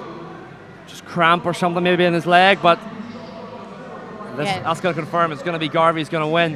That's very unfortunate. Yeah, to swim at 400 and cramp up on that last 50, that's an unfortunate swim for the Sligo swimmer. But we've got Éanna coming in here for the final few meters, finishing on a 5. I think it was a 5:10 there. Definitely didn't come up on the board as he touched the wall. 5:09.98, yeah. 5:09, yeah. Good 5:09.98 there for Éanna Garvey. So great swim there. 4-second PB for the 17-year-old from Mallow Swans. Really strong. So yeah, that's heartbreaking to tie up there, cramp up at the end. But good swims. Yeah, obviously I got disqualified for that. Maybe it was a false turn down the far end. Oh, was it? I think you might get disqualified for stopping like that, though. I'm not sure. Anyway, he'll not have been happy anyway because he stopped. But there's only 2 seeded heats here now on the 400 medley. So we've got Caden McCarthy, fantastic swimmer, National Centre Limerick, 200 medley, 400 medley specialist. Also part of the recently formed Athletes Commission, which is a new incentive to give Irish swimmers sort of a voice, sort of acting as a bridge between Swim Ireland and the swimmers. So I'm also on it as well. There's a presence here of the Athletes Commission. Nicholas Quinn is your commentator for the evening sessions. He's hanging about somewhere, sort of asking your questions and things like that. So any swimmers watching, if you ever have any issues and you want an unbiased sort of bit of advice and you know, with no judgment, you can come to us. No problem at all. So yeah, it's a fantastic organisation to set up, especially swimmers at this kind of level. It's nice for them to have people to go to that have probably been through a lot of maybe the issues that they might have arising within their swimming themselves, to actually have someone to go to when it doesn't have to necessarily be an official within Swim Ireland. So yeah, fantastic organisation to have set up now. Yeah, any issues you have, you can take them to us, and it'll be kept fully confidential. Anyway, back to the pool. 400 medley, heat 3. So we have 2 empty lanes here, folks, in heat number 3 of the 400 IM. So it looks like we have quite a few swimmers back for our final swims this evening. But again, just running down through the names. So we've got Fane of Dolphin in lane 0. We've got Horgan of Limerick in lane 1. We've got Donlan of Glenalbin in lane 2. We've got Reid of Bangor in lane number 3. McCarthy of Mallow Swans, fastest qualifier there in a 4:25.82. He is taking lane number 4. Adam Wilson of Banbridge in lane 5. Again, empty lanes in 6 and 7. We have got Barrett of Blackrock in lane 8 and Wilson of Ards in lane number 9. Yeah, it's Donlan taking it out in lane 2. On 28.6. McCarthy just kind of chilling nicely there. Yeah, big separation now from the fly. As India said, those 2 empty lanes there almost feel like the guys at the top of your pool are swimming a different race. So really not be able to see anybody else. Again, so it is separating the field here in the 100 fly, but again, like we spoke about before, it's making sure that these swimmers aren't panicking too much on this first 100 fly. They still have 300 metres to go, so hopefully they're just staying kind of controlled, they're staying relaxed in that first 100, but we have some strong underwater work there, so I'm guessing the oxygen depletion wasn't too bad there on the first 100 fly. Turning on a 1:02.38, so very strong start from the swimmers here. Again, back crawl, it's going to be a little bit more kind of getting their breath back, staying technical, staying nice and still with the head. Good shoulder rotation from our 2 leaders here. But we've got lane number 4 really coming in strong here. So again, Caden McCarthy of Mallow Swans. He's a very experienced swimmer in this 400 metre IM, so he knows exactly what he's doing here. Yeah. Would have gone through in training, you know. I almost wonder what the training of a 400 medley swimmer would look like. It would be, you know, a lot of pacing, you know, different sets. One day they might come in and do a backstroke pacing set with maybe backstroke to breaststroke work, and you know, sometimes maybe just breaststroke, sometimes they'll hop in with freestylers, you know, so it'd be a real range of different styles of training that all come together for a 400 medley. We're coming in now to the halfway point of this, and it is McCarthy as expected. I don't think he's fully shaved his face yet, so maybe he's got that wee speed bump on his chin, does he? No, maybe he doesn't, it was the shadow actually. But I think yesterday there was a breaststroker with a massive beard. I can't remember who it was. He's a little bit off each day then, isn't he? He's just taking it down a number every day. But no, we do know that we have some specialist swimmers or specialised stroke swimmers that kind of transferred over to the IM. So obviously we had Ellen Walsh there in the 100 metre fly, so we know that she's a fantastic 100 fly swimmer, but she's kind of been saying that she's going to focus more on the IM events this event. Yeah, like she obviously qualified in the 2 medley, didn't she, for Tokyo, but she said yesterday that she's given the 4 medley a shot as well. So yeah, I mean, I think her 2 medley could be really good here. Like, I mean, that fly just looked so on point and so sharp that, yeah, I think you could be looking at an Irish senior record there. You know, she's on, when you're on form like that, like I said earlier, when you know you're on it, you know you're swimming well, that carries you through.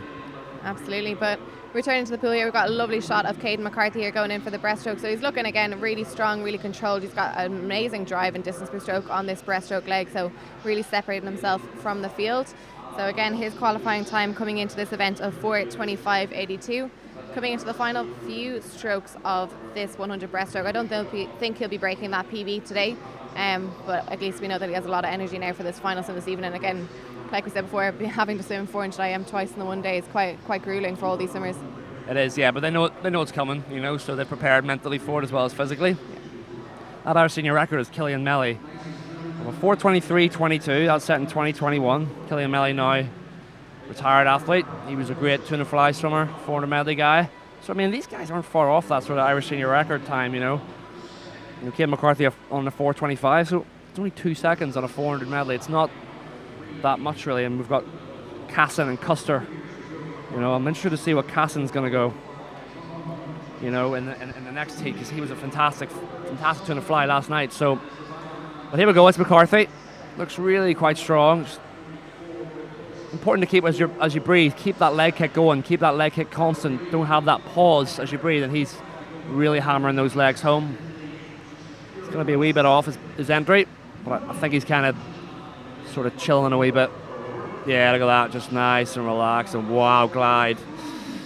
4:37. Yeah, he was chilling for tonight, folks. So he'll be back tonight, ready to. Yeah, he does have a bit of stubble. Get rid of that. Yeah, no, definitely looks very controlled, looked very relaxed, especially being able to swim again at 400 IM and not look too phased with the wall. So we know that he's definitely kind of saving some energy for this evening. But like you said, David, we have 3 swimmers we only have 3 swimmers that have kind of broken that 4:30 mark. So again, Caden McCarthy, we've got Liam Custer and Jack Casson. Again, Jack Casson taking that 200 fly. We know that he is on form, so it should be an interesting race kind of coming into this 400 IM tonight as well. Look how unfazed he just was not tired at all. I'd be tired doing a 400 IM in training. He looks like he's just had a pint. He's chilling. That was fantastic. Good for him just to get that done, get the cobwebs shaken off. And we're in our last heat of this 400 medley before we've got some shorter events, 100 breaststroke for women, McSharry and that, and then the men's 100 free, my favourite event. But interesting to see this race now. I'd say these swimmers will just sort of take it easy, not kind of put themselves through too much of a pace just to get back tonight, because you know a lot of these swimmers raced last night. They'll still be tired from last night. To come in and do a 400 medley is hard, so just probably go through the motions, just kind of get back for tonight. Definitely, a lot of these swimmers have a busy program, especially having to swim the 400 IM kind of on the second day as well. It takes a lot of energy for these swimmers to have to do multiple kind of longer events at the start of an event. But again, coming into the final heat of this 400 metre IM, so 2 strong swimmers again, Liam Custer and Jack Casson. But running down through the rest of the names, we have got Farron of Bangor in 0, Edgar of Lisburn City in 1, Ryn of Trident in 2, Kilcoyne of Sligo in 3, Custer of Sundays Well, fastest qualifier 4:24.50, taking lane number 4. Jack Casson, 200 fly winner from last night, is beside him. He is from Dolphin, taking lane number 5. Fahy of Trojan in 6. Moran of Aer Lingus in 7. Langton of Sligo in 8. And Hanley of Blackrock in lane number 9. Yeah, so obviously Jack Casson taking it out, like I said, fly specialist. So I'm not too privy to what his strengths are in this 400 medley, but you know, obviously from winning the 200 fly, I knew his fly would be strong. And some of these swimmers too, you never know, like will maybe just go for a time in the morning and then pull out of the final. You know, because it's such a busy schedule these swimmers have, they might go, you know what, I just want one go at it and then leave it. So you never really know. It's kind of hard to know in the heats here. You know, you're sort of trying to call what you see. But Casson's out well, 59.7. Look chilled, look controlled. There's Custer right behind. Yeah, like you said, we don't really know, I guess, tactics of some swimmers. So having Jack Casson at the front, we always know that he's going to take out the 100 fly nice and fast. But again, this middle 200 is where we're really going to see who's going to kick down. So 100 back straight into that 100 breast as well. We'll see which swimmers are kind of taking it out hard on this heat swim and see if they'll go for the final swim this evening as well. Yeah, so Casson through, it was a 36-2 split on backstroke. Backstroke's probably the one piece of this 400 medley that you can probably switch off on, because you've got the fly over with. You know, and your mind then will shift to the breaststroke. So sometimes swimmers can get a wee bit, sort of switch off a wee bit on the backstroke. So it's important to keep that tempo going on the backstroke leg of this 400 medley. Yeah, it's probably the best time to regain some of the oxygen that they may have lost in the 100 fly, and especially turning into the 100 breaststroke. That's where most oxygen debt and oxygen depletion is going to happen within the body in this 400 IM. So kind of using that back roll legs cleverly and smart is probably the best advantage to all these swimmers out here. But again, Jack Casson still staying strong coming into this breaststroke leg. We know that as a fly swimmer, he's going to have a strong breaststroke leg as well. A lot of flyers are going to have strong breaststroke legs too, aren't they? They are, yeah. Like I like that stroke. You know, he's getting up nice and high. There's a lot of purpose to your stroke. When I look at breaststroke, I look at swimmers with every stroke having purpose. You know, that little bit of pop. You know, sometimes swimmers will just put the hands through nice and easy, and it's like they're going through the motions. But all the best breaststrokers, every single follow through, it's just there's sharpness to it, and he looks like he's got that. So only 150 to go now. That was a 38-4 split there for him. Yeah, he's looking strong. The the breaststroke kind of leg kick has changed slightly, not into a fly kick, but there is a lot more kind of undulation on that upward sweep, isn't there, on the breaststroke leg? So we know that Jack's going to be strong here on that leg kick behind. But yeah, no, he's looking really strong. He might be going for it here in this heat swim as well. He's really looking like he's up on that stroke rate coming into the final 100 here. Yeah, I think he's kind of going for it. Yeah, so he might have it in his mind to pull out tonight. You never know. Or he might just be thinking, I've got 2 shots at it. I'm gonna go for it. He might be after qualification times for European under-23s. He's hitting those walls dead on as well. He's definitely been working on this 400 IM. Definitely been quite technical with his swim here. Yeah, no, I like his freestyle too. I think it's just get those legs going, Jack. He really impresses me, that guy, Jack Casson. He's really, really technically sound. Coached by John Sharanek, National Centre Limerick. You know, so tough program down there. You know, he puts them through their paces. So coming through now, looking at the splits, 32-0. So he's going to want to come back in a 30 point if he can. You know, format. If they'll get him done under 4:30 should be a goal. I don't know if he's completely going for it. Yeah, so again, his entry time of a 4:28.31. I don't know if he'll be breaking that PB today or this morning. But yeah, he's still looking very strong. Looks like he does have the energy for this evening swim. But really strong pace from him throughout this entire 400. And again, technically, he's just looking really strong. So finished it in here in a time, just above 4:31.44. So good swim there, Jack. Yeah, he was just maybe switching off a wee bit at the end there. Hard to know, but good swim nonetheless. He looks not phased at all. He look a wee bit tired, Jack. I mean, jeez. Oh, fantastic. Yeah, I think he just sort of cruised that one. A 4:31.4, so that'll be the fastest qualifier tonight. Am I right in saying that, India? Yeah, so fastest qualifier in for this evening, 4:31. Strong swim from there again. Yeah, just not looking very swole. Why can you look that not tired after a 400 medley? I don't get it. Just chilling now as if he's lying on a lilo out in the sun. Yeah, someone's going to hand him a cocktail when he gets out of the pool here. Okay, well, that's the 400 medley done. And he'll be our fastest qualifier tonight. But we're moving on to the women's 100 metre breaststroke. So a number of names in this one. Obviously got Mona McSharry, the Irish Olympian. She came 8th in Tokyo with that, our highest finisher at those games. Fantastic. The swimmer swims out in Tennessee at the minute. Real talent, powerful athlete. Yeah, we've got other swimmers. We've got Niamh Coyne as well from Tala.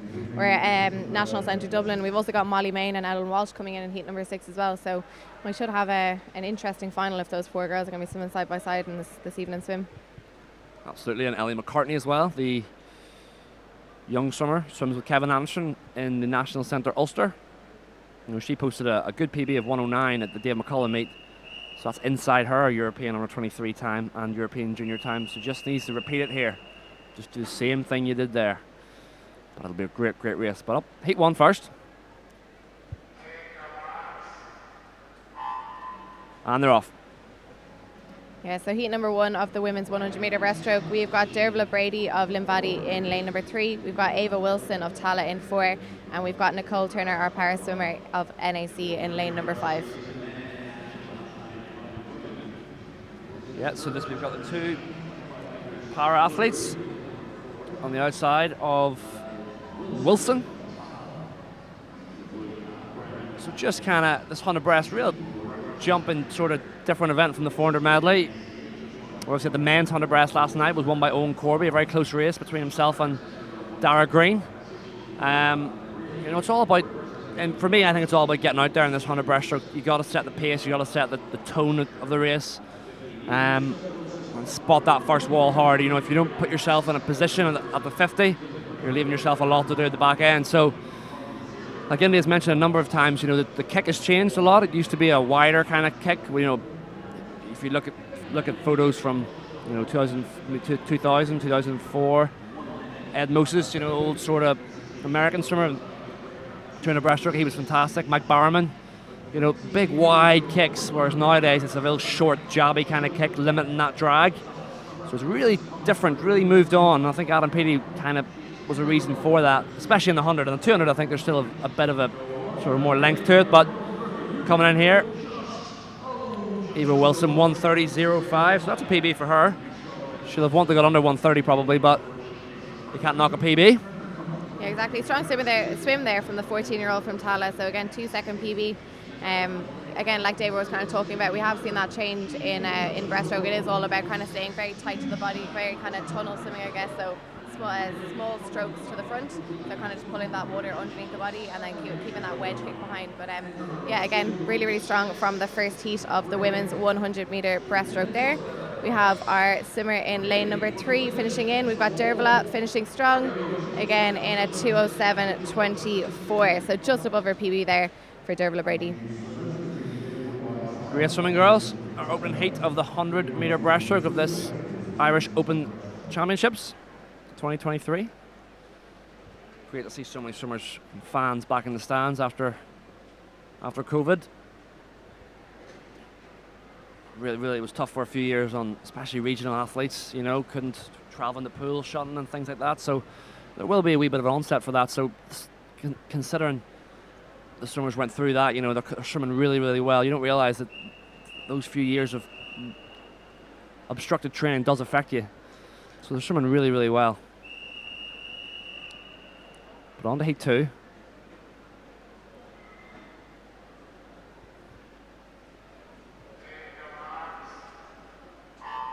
Yeah, so on to heat number 2 here of the female women's 100-metre breaststroke. So we've got Alex Harrington of Sunday as well, fastest qualifier for this heat in a 1:24.38. But again, like you said, David, so it is really nice to see that we have a full kind of stadium here, a full pool after COVID, because I know training would have been obstructed as well, but also just kind of the atmosphere, like having to come into an empty pool and having to swim with no support behind you is also very difficult. So it's nice that these swimmers have a little bit of support now, family members and coach as well, being able to be poolside too.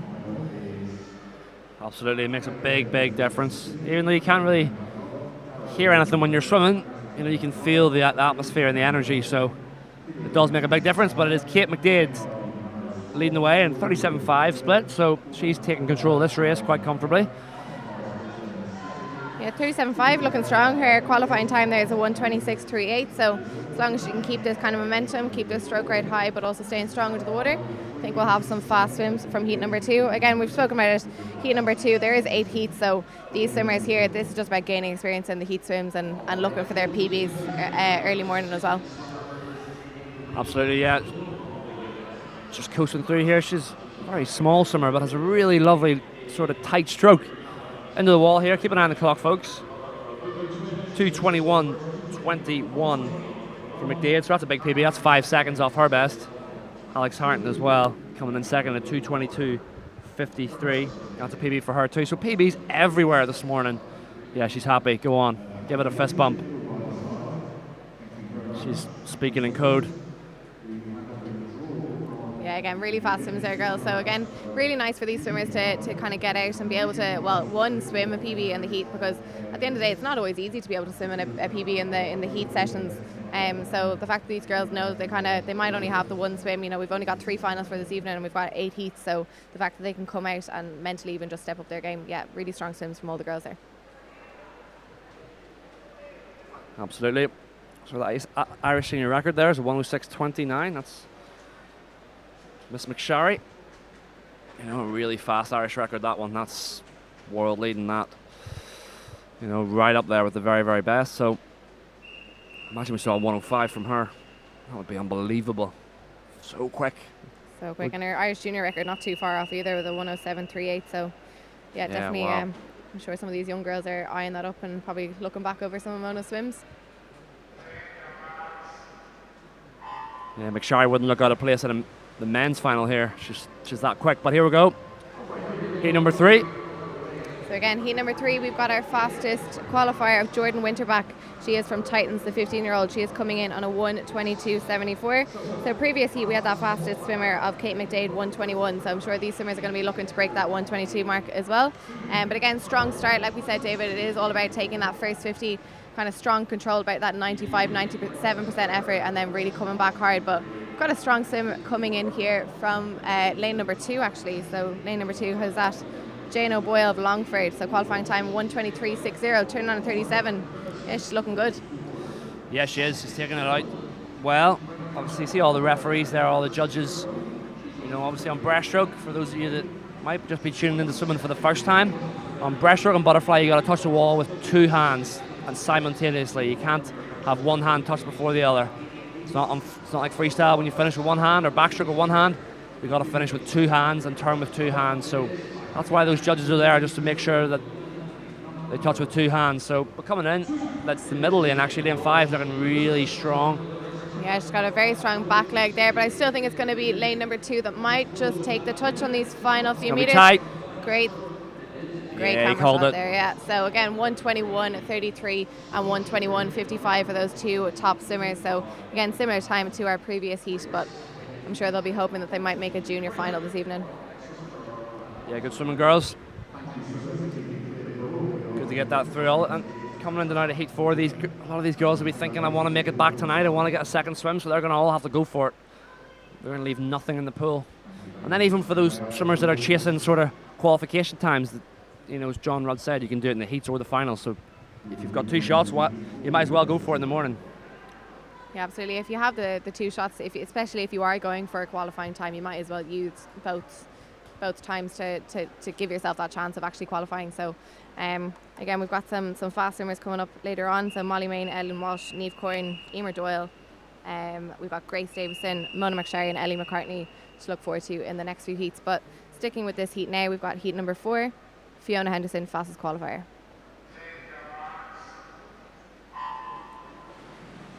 Heat number 4, yep, so all these girls looking to make it back tonight in some degree. Run through the lanes very quickly. In lane number 0, Shauna Murphy. In lane number 1, Abby Cunningham of Kilkenny. Lane number 2, Georgina Walker of Banbridge. Next to her is the 14-year-old Ellie Dunlop. Fiona Henderson in lane 4 of Alliance. Michelle O'Shea of Dolphin, the 17-year-old in lane 5. Julia Warchel of Longford. Her teammates next to her, McCormick. Lane number 8 is Hannon of Bluefin. And rounding out the field in lane 9 is Beth Catney of Lurgan. Yeah. But it looks like it's Ellie Dunlop.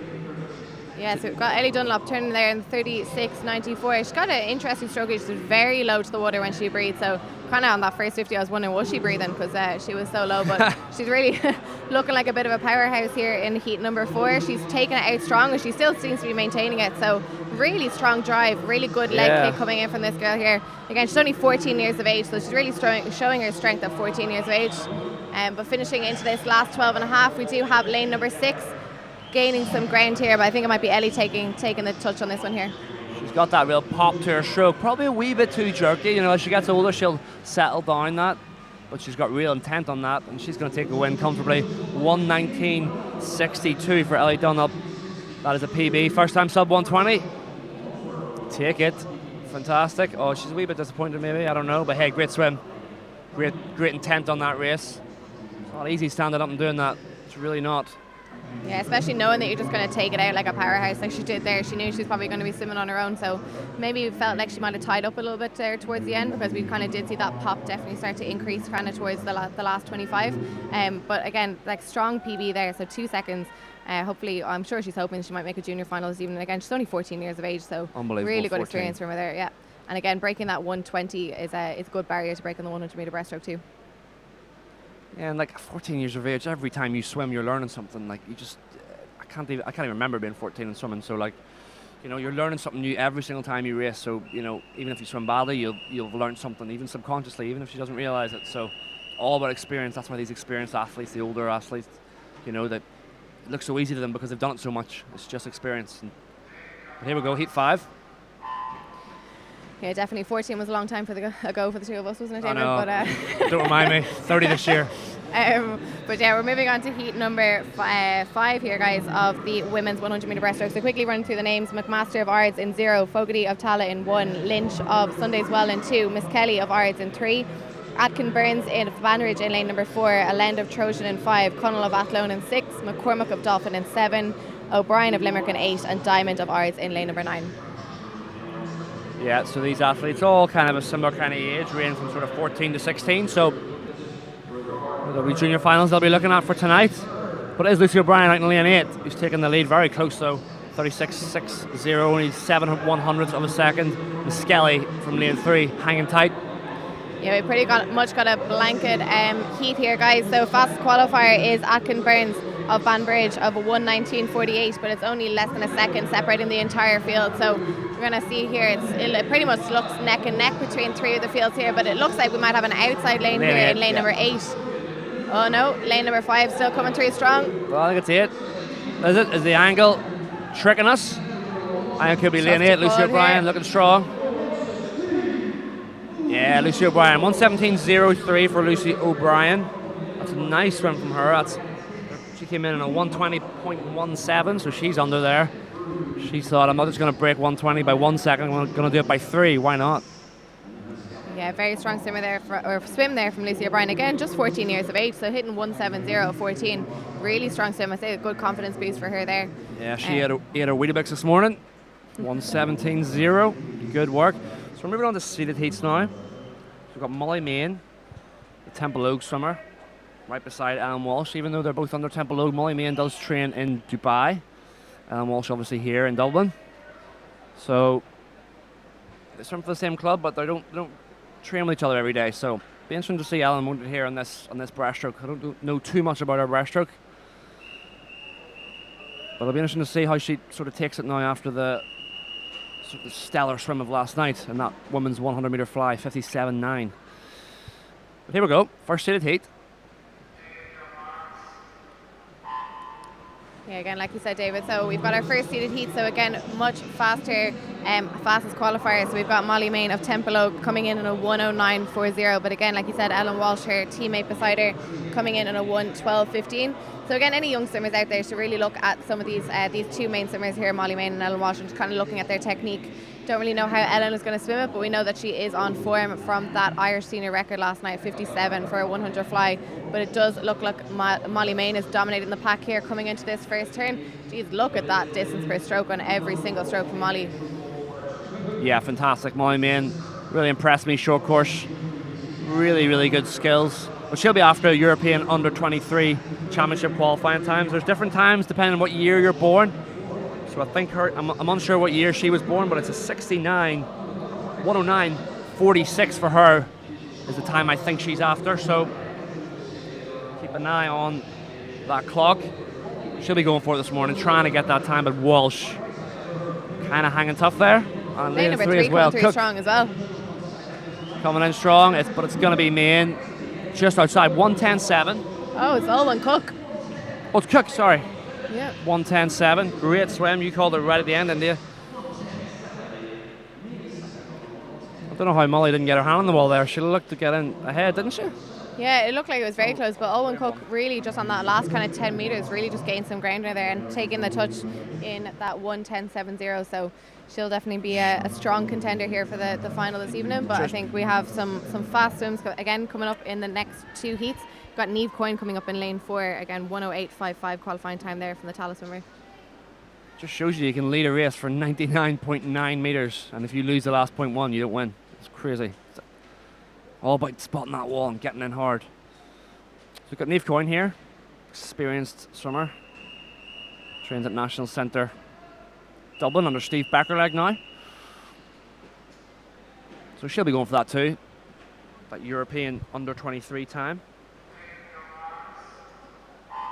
You know, I'd be confident enough she would get that. She might even be after the World Championships time. Let's keep an eye on that. Yes, so again, like David says, we've got Niamh Coyne, fastest qualifier, lane number 4 at 1:08.55, and we've got Emer Doyle of National Centre Limerick beside her in that 1:10.45 as well. So about 22 years of age, so good bit of experience here, and they know exactly what they're doing. So probably going to take this heat swim again, probably using it to their advantage, going to use it as a second qualifying opportunity. And again, we see Niamh Coyne here really bombing on this first 50, turning strong on a 32.28, so good second faster than the previous heat. Yeah, her world's time is a 1:07.3, so that's fast to qualify for World Championships. There'll be a consideration time that'll be slightly slower than that, but she looks, this is the best I've seen Niamh look in a long time. She looks real sort of intent on her stroke. You know, higher rate. Usually she's got a lower rate, so I think she's really attacking this well, driving the legs. So keep an eye on the clock, folks. Yeah, again, she's got this really tight stroke coming into the final few metres, so just a few more strokes here for Niamh, and she's finishing dead on a 1:08.89. So again, just above that qualifying time. And we have got Ava Jones coming in second there in a 1:12.03 from Portmarnock. So Ava, good swim from her, second PB there for the 15-year-old of Portmarnock, swimming beside Niamh Coyne. Ava Jones 1:12. That could be a qualification time for EYOF maybe, or something like that. I'm not sure what the time is, but 1:12 is right down there where it would be, so it could be. But Coyne will be looking to come back and definitely get the consideration time for the World Championships for her is a 1:07.79. So, you know, she'll be looking at that, maybe trying to get down there, find a second, but we're going to get a real lesson here in breaststroke swimming from McSharry. And see if Ellie McCartney can kind of hang on to her. You know, she's swimming very well at the minute, really progressed a lot in the last 12 to 18 months. And Grace Davison, obviously that new Irish junior record in that 50-metre freestyle yesterday of 25.88, took down Danielle's record. Trains with Curtis Coulter and Ard. So a lot interesting scenarios here, but watch McSharry off the dive. Extremely powerful. Here we go. Last heat. The last heat. So again, fastest qualifier so far is Niamh Coyne in a 1:08. But again, if we want a lesson in breaststroke, we need to be watching that middle lane number 4. We've got Mona McSharry again, fastest qualifier from Marlins, 23-year-old in a 1:06.80. Again, as you can see, that power off the dive. She's already nearly half a body length ahead before she's even hit that first 50 mark. So looking really strong. She's looking on form as well this event, isn't she? Yeah, McSharry snaps her glutes so well, so strong, and just so tight on each kick. It's really, really good. She's out in the 31.8. McCartney hanging tight, 32.8. That's what I said earlier. If McCartney can just kind of hang, sort of use that energy of McSharry, you know, she'll feel her there. She'll not maybe be able to see her, but she'll feel her there. So McSharry, look how tight she is to the water. See her glutes come right up out of the water. That's a sign of breaststrokers on it. Because when their body's nice and high, they're gliding through the water, eliminating drag. So McSharry really motoring here. Yeah, she's looking fantastic. She's looking really on form. So coming into the final 5 metres here, Mona looking seriously impressive. McSharry, and she's get in! Strong. Wow. 1:06.49. A fantastic morning swim from Mona McSharry there. Really strong, coming back on a 34.61. 1:06.49. Got a bit excited there, sorry folks. 1:06.29 is the Irish senior record. She was a 1:06.49. Lots of World Championships qualification time for McSharry, so she'll be going. She's on the plane. McCartney as well, 1:09.67. She's got consideration times for European juniors, European under 23. So she's done what she needs to do. But McSharry, I'm telling you, 1:05 she could definitely go 1:05 tonight. That was good. That was very, very fast. 1:06. Yeah, again, seeing her coming up on screen there, shouldn't look too phased after a 1:06.49 swim, which is extremely impressive. But we can see from that power, especially to be able to maintain that power right through to that last 25, she's definitely going to swim well this evening now. Yeah, I love watching her race. Love seeing how high she is in the water. Her hips nice and high. It's a sort of tell sign on every stroke. If you can see, you know, a person's glutes right up out of the water, that you know they're riding high in the water. You know, there's limited drag underneath the water, so it's a good sign. So McSharry, definitely be looking at that Irish senior record tonight. But moving on to the men's 100-metre freestyle. Your favourite event, David? My old event, yeah, my favourite event. So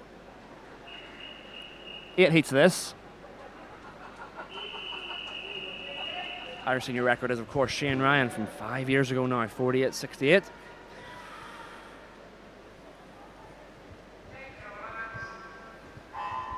Here we go, men's 100 freestyle in the water. Yeah, different kinds of styles here, you know.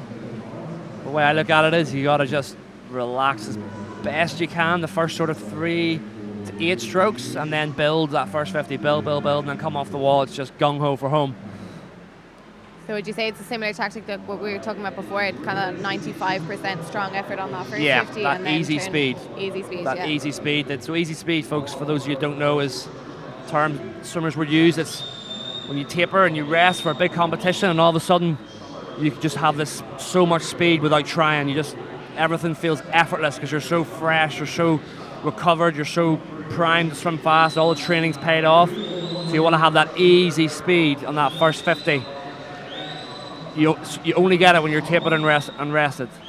But here we go, coming in, first heat, head down, no breathing. And it's Jamie Lannon of lane number 3.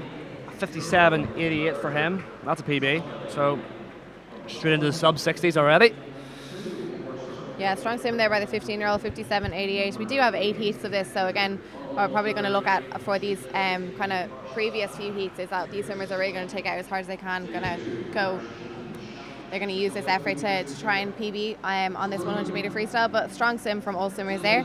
Moving on to heat number 2, we've got Ryan Griffin of Cookstown, fastest qualifier. Oh, still some in here actually, sorry. Lane number 8, we've got Dylan Prenderville of Limerick. So qualifying time 1:38 and finished it strong there in a 1:35.56. So really, really strong swim there, Dylan. Yeah, good work, Dylan. That's heat 1 in the books.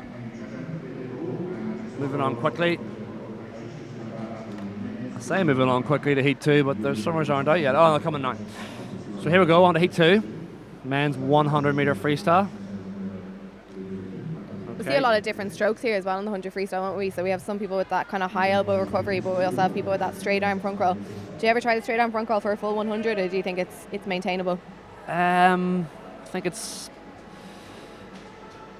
depends. I think you can't go full straight arm for the 100. I think it's not the most efficient way to swim. You'll see a lot of 50 guys do it because it's faster over a short period of time, but it's not the most efficient. That's why you never see a distance swimmer with a straight arm stroke. I kind of had a mix between a half straight arm, half kind of bent, and I think that's kind of where a lot of swimmers go. Generally, the sprinters that would swim a 50 and up, like what I was, I suppose, that would be they would have more of a straighter arm kind of power dominated stroke, whereas swimmers that swim the 200 down would have that more high elbow kind of catch. So absolutely, we'll see. I mean, I think McCusker has kind of he's our fastest qualifier, Max McCusker. He has kind of a straight arm stroke, doesn't he? So yeah, it'll be interesting to see the different styles. But absolutely, but we're moving on to heat number 2 here of the men's 100 metre front crawl, and again, fastest qualifier, we've got Ryan Griffin of Cookstown, just 15 years of age. He's coming in on a 57.55, but close enough heat here. So it's pretty much only about a second separating the field, and we can see that coming into the first turn. Pretty much looks like a blanket heat here. So, oh no, we've got an outlier here coming into lane number 2. Strong start. Yeah, Breen looking good. He's breathing every 2. Yeah, every 2 on the way back. Keep that oxygen in, keep the legs going. Don't let the legs stop as you breathe. This is a very tight heat, folks. But it looks like it is going to be Thomas Breen. All the way down lane 1. Get your hand on the wall. Yeah, Thomas Breen in a 56.55. Good swim from him, PB again. Look at that blanket finish there. Get your hand on the wall. Yeah. When it's that tight, it's all about that finish. Like I said in the last breaststroke event, you can be leading the race for 99.9 meters, but if you're not leading for that last bit, you're not going to win. So good swims there down in the 56s. So we're moving on to heat 3. Looking forward to seeing some fast swimming here. I know coming up there's Tom Fannin, who's a 50 specialist. So he's actually entered this event, but he's just going to go for a 50 time. So he's going to storm out to the 50, go for his 50 World Championships time, and then coast home. So we'll watch out for him. Callum Bain might do the same thing, but Callum's got a good 100 in him, so I hope Callum is still going for the 100 maybe as well. But we'll see. But anyway, we're on to heat number 3.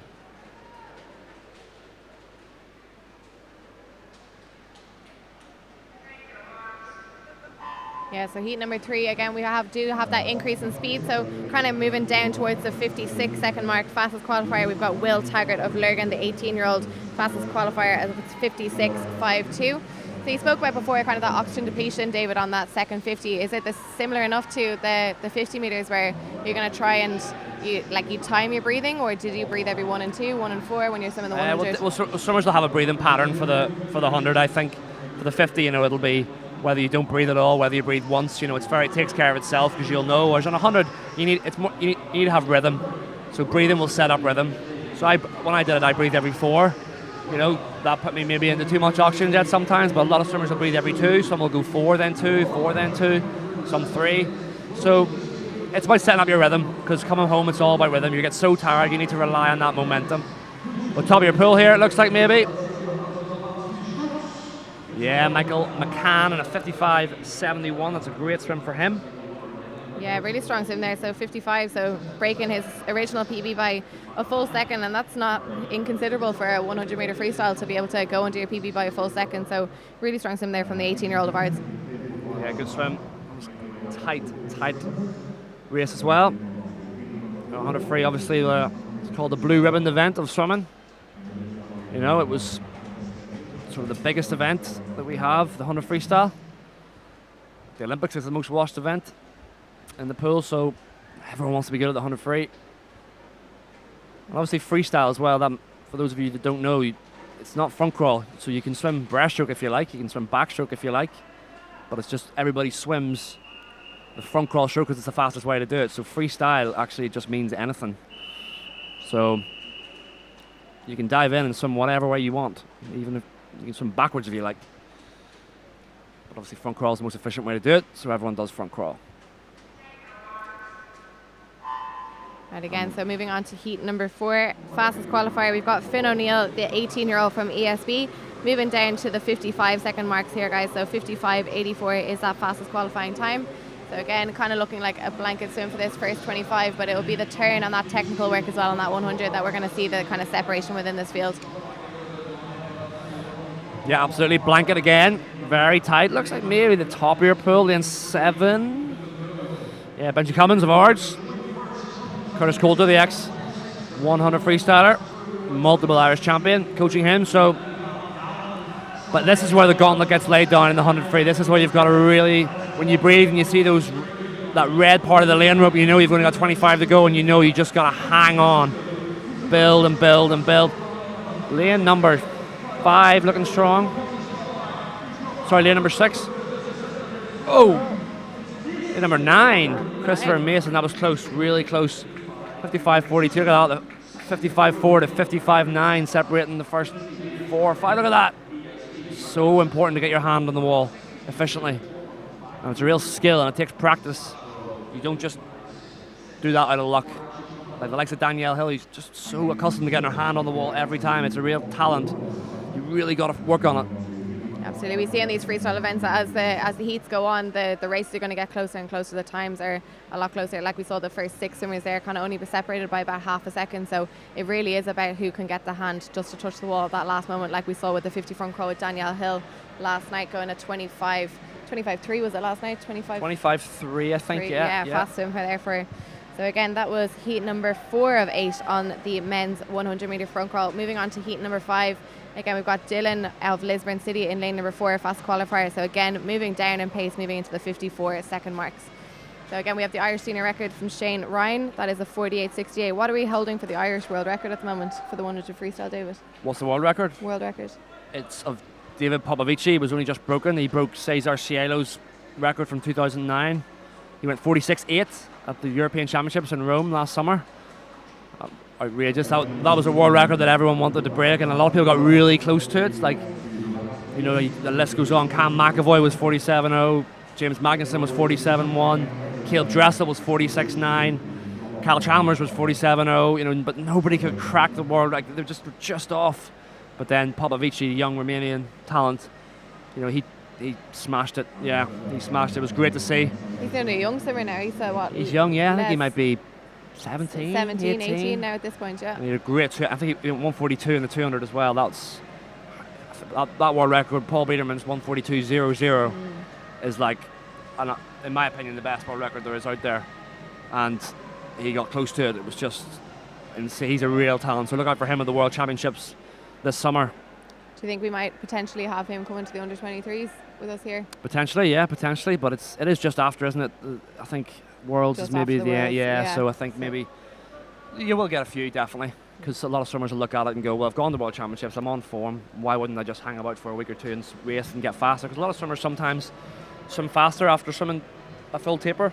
You know, it's you'll do a full taper for a meet, and you'll race that meet, and then you've maybe got something 2 weeks later or a week later, and you just sort of stay rested, stay fast, and maybe you're a bit more relaxed, and that's why, you know, you can swim faster and get the best out of yourself. You know, it's a real mix of coming to these competitions and being focused and being ready, but also staying relaxed, isn't it?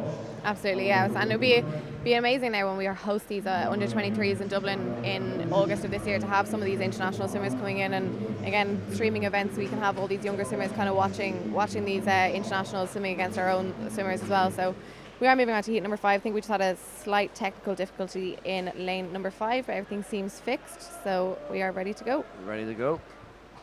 Pat Daly on it.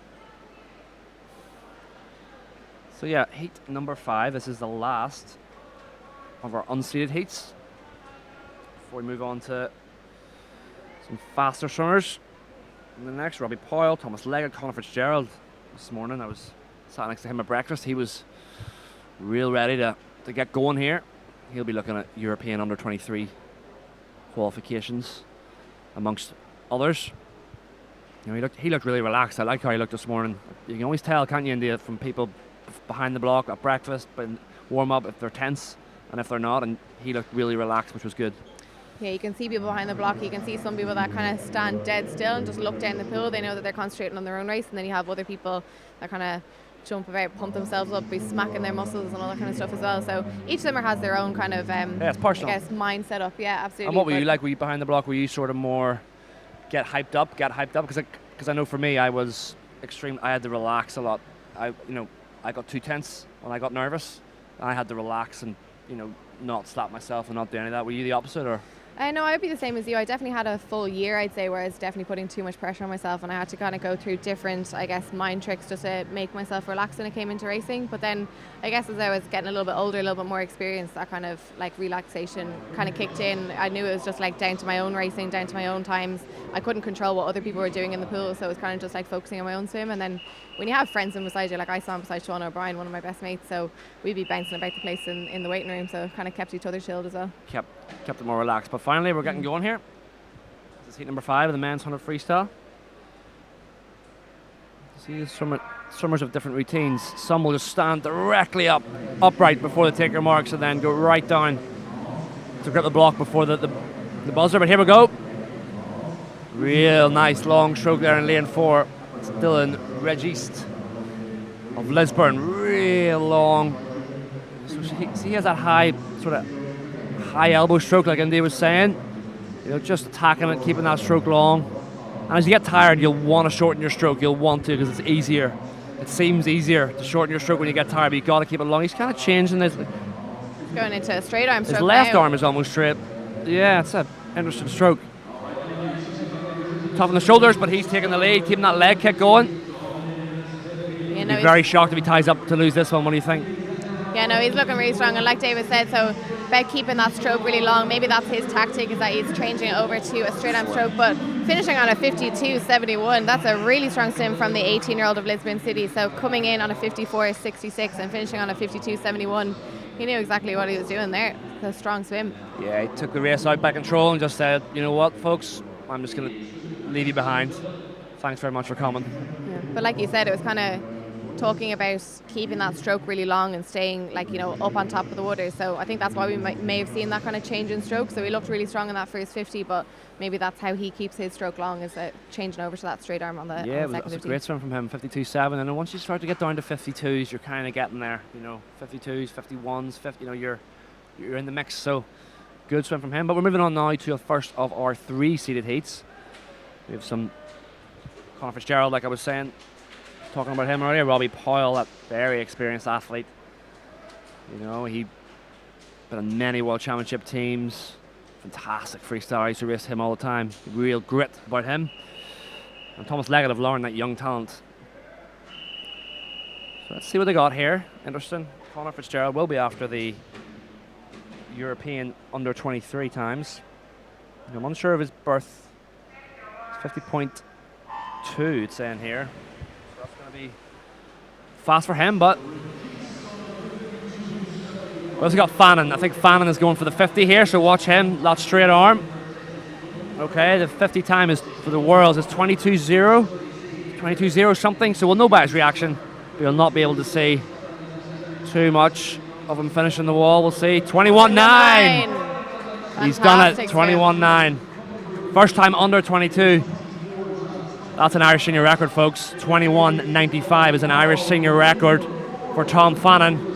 But anyway, let's get back to the middle of the pool. Yeah, 100 freestyle. We've got Robbie Powell here just taking it into this final 50 metres. He definitely looks like he's going to take the touch.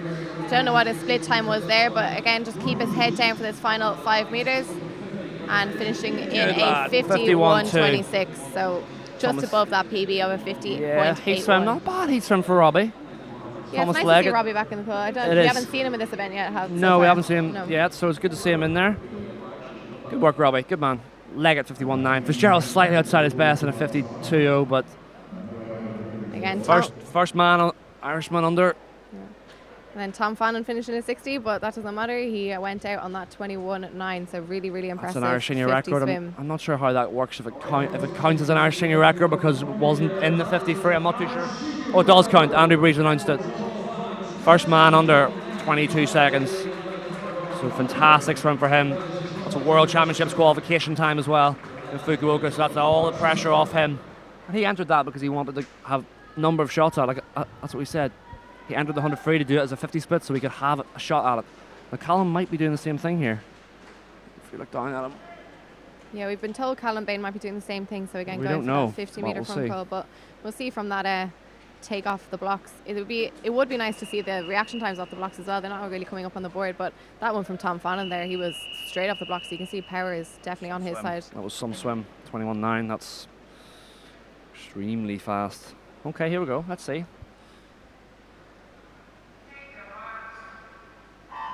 We'll know very quickly from Callum if he's going for a 50 time. Great underwaters as always. Yeah, I think he is. Yeah, he is, yeah. Going for that 50 so let's see time. Callum.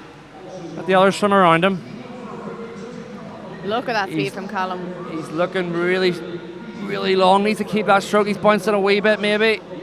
He's looking all right though. Go on, Callum, get in! 22.35, just outside. But hey, he'll have a lot more shots at that. But back to the rest. Walsh Hussey in a 24.21. That's a good first 50 for him. McGeever following him. And we've got Dunyan as well. In the number 6 of NCU. Hanging tough. Yeah, it looks like Walsh Hussey's going to take this swim. So he's coming in on a 51.07. That's his qualifying time. Look like he might just come underneath that time. And just outside. So 51.16 from the 19-year-old of the NAC. But still strong heat swim. Strong heat swim indeed. From him, 51.1, not in the 50s yet, so we'll see McCusker get down in the 50s or 49s here, depending on what he's going for, but good swim from him, brought it home really strong. McGeever, the Olympian, 51.6, maybe just coasting a wee bit, and Cody Dunyan, the young athlete, came back in 27.0 for 52.01. I think that's a PB for him, so he'll be back tonight. Again, Callum Bain going that 22.35 on the 50, so just outside, was he? What's the qualifying just time? Just outside, it's 22.0. 22.0. So just outside. You know, he's just moved programs recently to Dublin from Susan Sterling for a very long time, so tough to move programs, like you probably know, India, when you change coaches. Not only coaches, you change environment, you change the area at all, where you sleep, everything changes, and even though it doesn't seem like a lot, it all kind of adds up. It takes people sometimes a bit of time to kind of adjust to it. Absolutely, yeah. Any sort of change to an athlete's environment can kind of not mess up their training or anything like that, but like it just takes a while to get used to. So yeah, being able to change over program and still perform with a 22.35 is a very strong sim, so he has plenty more opportunities. But moving on to the final heat now, fastest qualifier Max McCusker in lane number 4 with a 49.42. Yeah, I love watching McCusker swim, really good underwaters. Yeah, he's got a real lovely loping stroke. Look how far he reaches out, folks. He just, you gotta reach out as far as you can on every single stroke. Lovely, lovely stroke. But next to him is Evan Bailey, that really good young stellar talent from New Ross. We've also got lane number 2 coming in strong, Oisin of the NAC, the 18-year-old. Again, turning on 24.55. Strong start from him as well. Yeah, McCusker going through the motions here, 24.0. He'll be out faster than that tonight. Just be looking to get back and post a strong time. But Evan Bailey's hanging with him. Evan Bailey was riding his wave a little bit, getting that draft.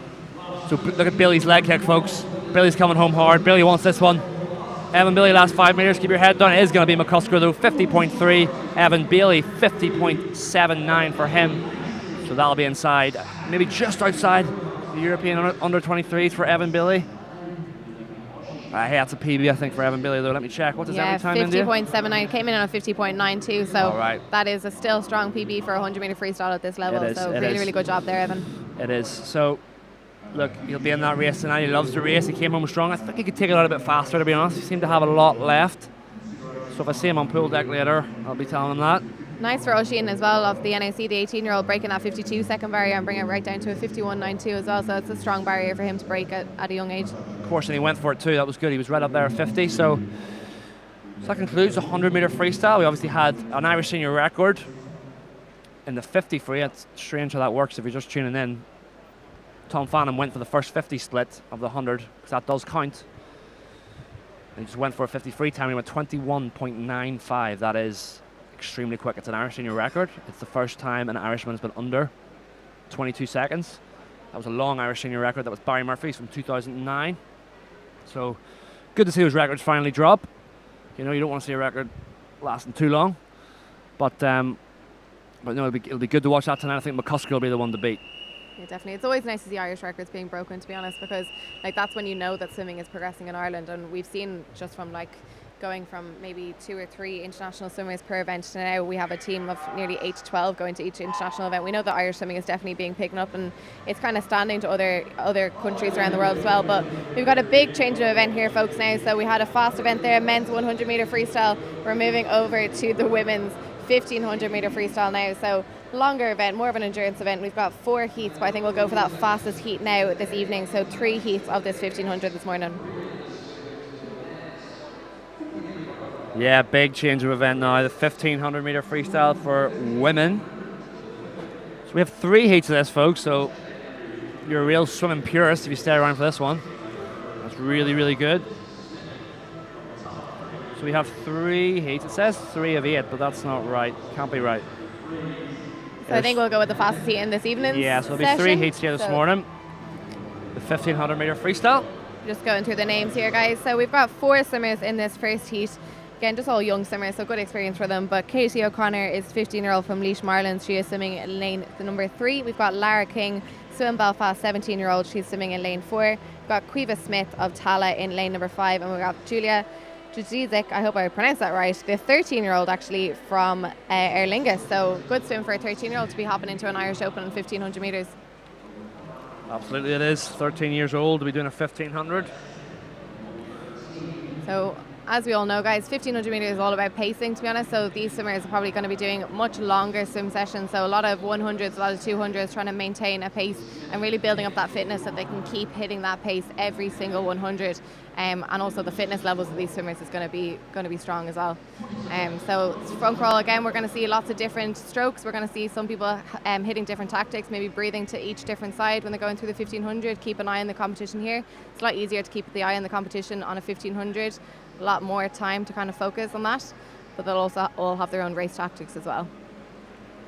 Absolutely, this is just all about tempo and pace. Like you can't think about anything during this. You've got to just set that pace and just roll with it and know, because obviously you don't know what times you're going. You will be repping, but they'll want to be repping the same times, and each coach of these 4 girls will be writing down their splits for every 50 and seeing where they drop off. Maybe where they pick it up, they might drop off on 500 to 700. They might drop off later on in the race, 1200 to 14, something like that. And just it's all about learning, especially these girls are so young.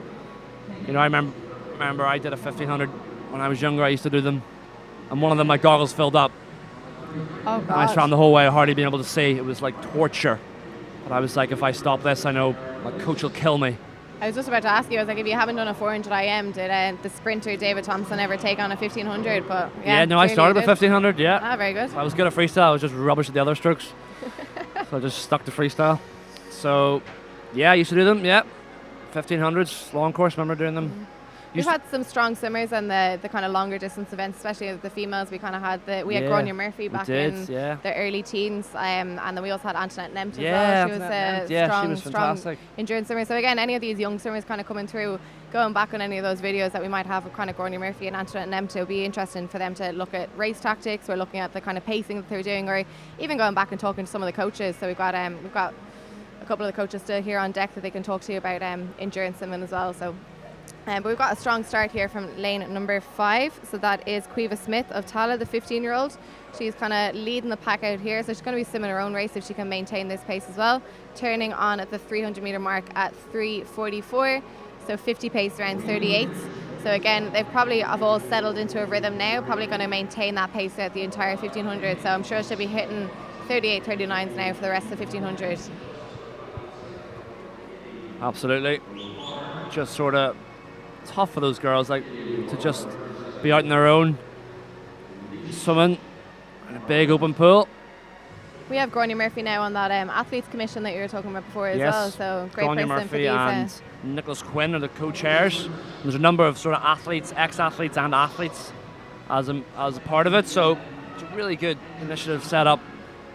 You know, any athlete I mentioned earlier in the stream, you know, any athletes, we've had a number of meetings now, you know, amongst ourselves, the commission, and any athlete that has any queries about anything about the sport of swimming, whether it's you don't agree with something that's happening, whether it's on a regional level with your, you know, it may be Swim Ulster or Swim Connacht or whatever it is, or on the more national level, you're not happy with something Swim Ireland's doing, or you want clarification on things, you know, you can speak to us and, you know, it'll all be confidential. So, you know, it's really good to give swimmers that voice, because sometimes swimming's hard enough, it's intimidating enough to, without that added sort of like pressure of thinking, well, I don't have anybody to speak to if I need to, you know. Absolutely. And what's the setup of that commission? Is it a case that you travel around to different clubs around the country, or is it a case that they come to you if they need yeah, we're setting up different things now, so we will have a presence at every competition from here on in. There's a desk set up at the stand there, sort of, it'll be the very top right of your screen in the corner, and there'll be a member of the athletes commission there at all times throughout this meet. Obviously I'm commentating here, so I won't be available over at the desk, but if any swimmer wants to speak to me about anything to do with anything with regards to the sport of swimming in this country that you're not happy with, things you might be happy with, things that you might think are good but you want to, you know, get someone else's opinion on them, we're all here. There's a list of names if you go on the Swim Ireland website of swimmers that are on it. There's swimmers here that are racing that are on it, so really good initiative, and I think it'd be something that I wish I'd had when I was swimming. Absolutely, and it's a great way for ex-athletes to stay within the sport as well. So we know that a lot of athletes might transfer over into coaching, but even to have this kind of commission as well, it's a nice way for other athletes to still feel like they're staying involved in such a passion that they've had like throughout their lives, and they can still help kind of young talent coming through. So like we obviously see the likes of like international swimmer Curtis Coulter, he's kind of transferred more over to the coaching side of things, yeah. But again, we still have all these ex-athletes of Ireland staying within swimming, staying on the bank, and there's loads of people out there for the young swimmers to kind of come up and talk to if they if they want to chat about racing, if they want to chat about anything in regards to Swim Ireland. So yeah, it's a nice way for everyone to kind of stay within the sport. Yeah, and it's the first of its kind in this country, and there's no other sport has it, so you know, it's real sort of breakthrough initiative leading the way. Talking about leading the way, lane number 5, Kiva Smith of Tala. Only the 19 lengths to go for her. Imagine seeing that. I think 19 lengths to go. You'd be like, but goodness. She's still sticking around the same pace, isn't she? Yeah, she still is, sticking around 39.5. So she knows exactly what pace she's going to be swimming in this 1500. We've got lane number 4 there, turning 19 lengths again as well. But turning on a 7:07. So yeah, no, they're all kind of pretty much keeping the same pace throughout this entire 1500. And for those of you who don't watch swimming too much, or this is your first time, you'll see the boards with the numbers there that I mentioned. Because it's so long, you can't expect swimmers to focus on their race and remember how many lengths they've done. So what you have is you have these boards just at the far end, not at this end they're coming up to now. They'll have the amount of lengths. So the odd time the swimmers have a general idea of where they are, but you know, they'll sometimes think, oh, hold on, do I have 500 to go or whatever, and they'll pop their head up. You might try and catch one of the swimmers out doing it, and they'll know exactly. It's just to sort of keep them right. And then at the very, very end, you'll hear there'll be a bell for the last 100 meters as they're coming in. The respective judge of their lane will ring a bell so they can hear the bell, so they know it's the last 100 meters. I know when I swam 400s, I lost count, so I can't imagine what they're like for the 1500. I'll never forget my first 400. I actually stopped at the wall at 300. So yeah, I don't know what a 1500 swimmer is going to be like, to be honest. So I think you probably knew it was 300 and you thought, you know what, I'm done here. I'm done now, yeah. So I think I was swimming in the Wexford pool back then, the saltwater pool. Oh, and yeah. I was like, I am done with this 400 meter freestyle, very, very first 400. So I ended up did push off again, but yeah, I don't know what it's like to swim 1500. Never tried it myself. Swam an 800, but never 1500. No, obviously, yeah. For a long time, it was at the Olympic Games anyway. The men swam the 1500, the women swam the 800, and obviously they both swam the 400, but there was no female 1500 or male 800. It was separate for whatever reason. I don't know why that was. I think it was just more tradition. I think it had always been like that, and they just kept it like that.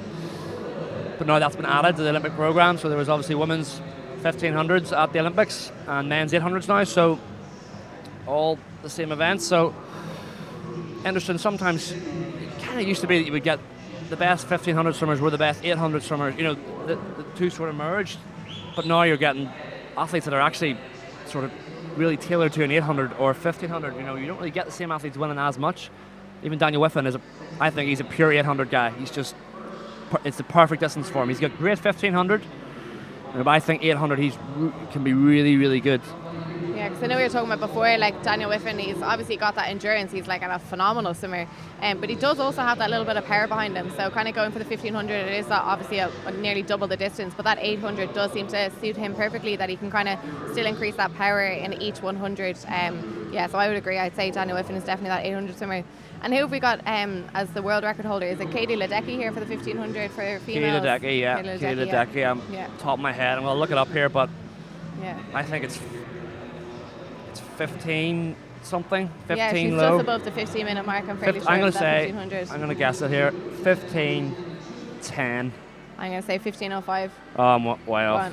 15:20. 15:20, damn. 15:20, yeah, from 2018. So that stood for a while. She also holds the 800 in 8:04. And recently another world record fell as well in the women's 400 free recently. Like the Canadian trials, Summer McIntosh, she's 16 years old. She broke a world record. 3:56.0.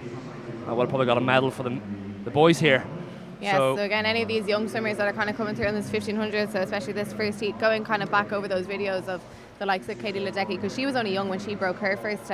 She won the Olympics in 2012, and their favourite was Rebecca Adlington, who won double gold in Beijing in the 400, 800, and she just took it by storm.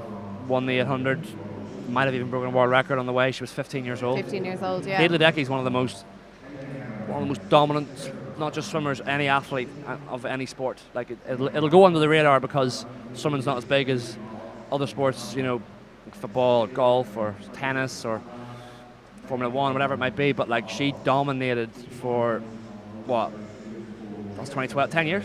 Absolutely, yeah. So you will see in swimming, you have different swimmers in different countries are probably the poster people of their country. So the likes of Adam Peaty is going to be the poster boy of UK swimming, but definitely Katie Ledecky took that position, I think, off Michael Phelps when she started coming through. She was definitely, even now, I'd say she's definitely one of the poster girls of US swimming now. Yeah, you talk about like the GOAT debate in swimming, the greatest of all time. It is Michael Phelps probably. You know, you can't argue with 22 Olympic golds, but Katie Ledecky is right in the mix there for what she did. If you go on and look at the fastest swims of all time, and you know the women's 1500 she owns like the top 30 or something crazy. It's like so dominant. She was beaten at the Olympics there, wasn't she, by Titmus, the Australian. Titmus might have won the 2, the 4, and the 8. I can't recall. But you know, she dominated for so many years. It was just unbelievable, and she just kept this ridiculously high rate, just unbelievable. I remember, I was always surprised by her stroke rate in such a long event. Yeah. I remember I was at a competition. There was a US swimmer called Connor Dwyer. He was an Olympic. I think he won Olympic bronze in London and maybe medals in Rio from the relays like that. A 200 freestyler guy, 400 freestyler. And I remember he was talking about Katie Ledecky, and he said that when Katie Ledecky would come to different programs to train, when Dwyer was training, I think it was in Florida, and none of the guys wanted to train with her because she would beat them. She would beat them. I can imagine. Yeah, on like hundreds, and you're talking about the world's best guys. She would beat them in training. She swam near close to race pace in training. It was unbelievable. Yeah, no, she was an incredible swimmer, and again, she was such a name for that long. But again, it's always nice to see other people coming through as well. So Titmus kind of beating her in the 200, the 400, and possibly the 800 as well. It's always nice to see that swimming is still progressing, even though you have those big names. It's not a case that other people don't have a chance as well. So it's just about coming out into those competitions and just fighting. Nobody's unbeatable. Nobody's unbeatable. Let me tell you, like we saw Adam Peaty got beat even last year. You know, like even when Adam Peaty was literally at his best, he got silver in the 50-metre breaststroke at Commonwealth Games in 2018. In Australia, Cameron Vanderberg beat him, and I remember being there, being like, and everybody's jaw dropped. Couldn't believe he'd lost, and that was in his prime. You know, it can happen. Anybody can beat anybody. So, you know, nothing's a foregone conclusion in sport. So that's what makes it so exciting. Absolutely. But we're coming up here now.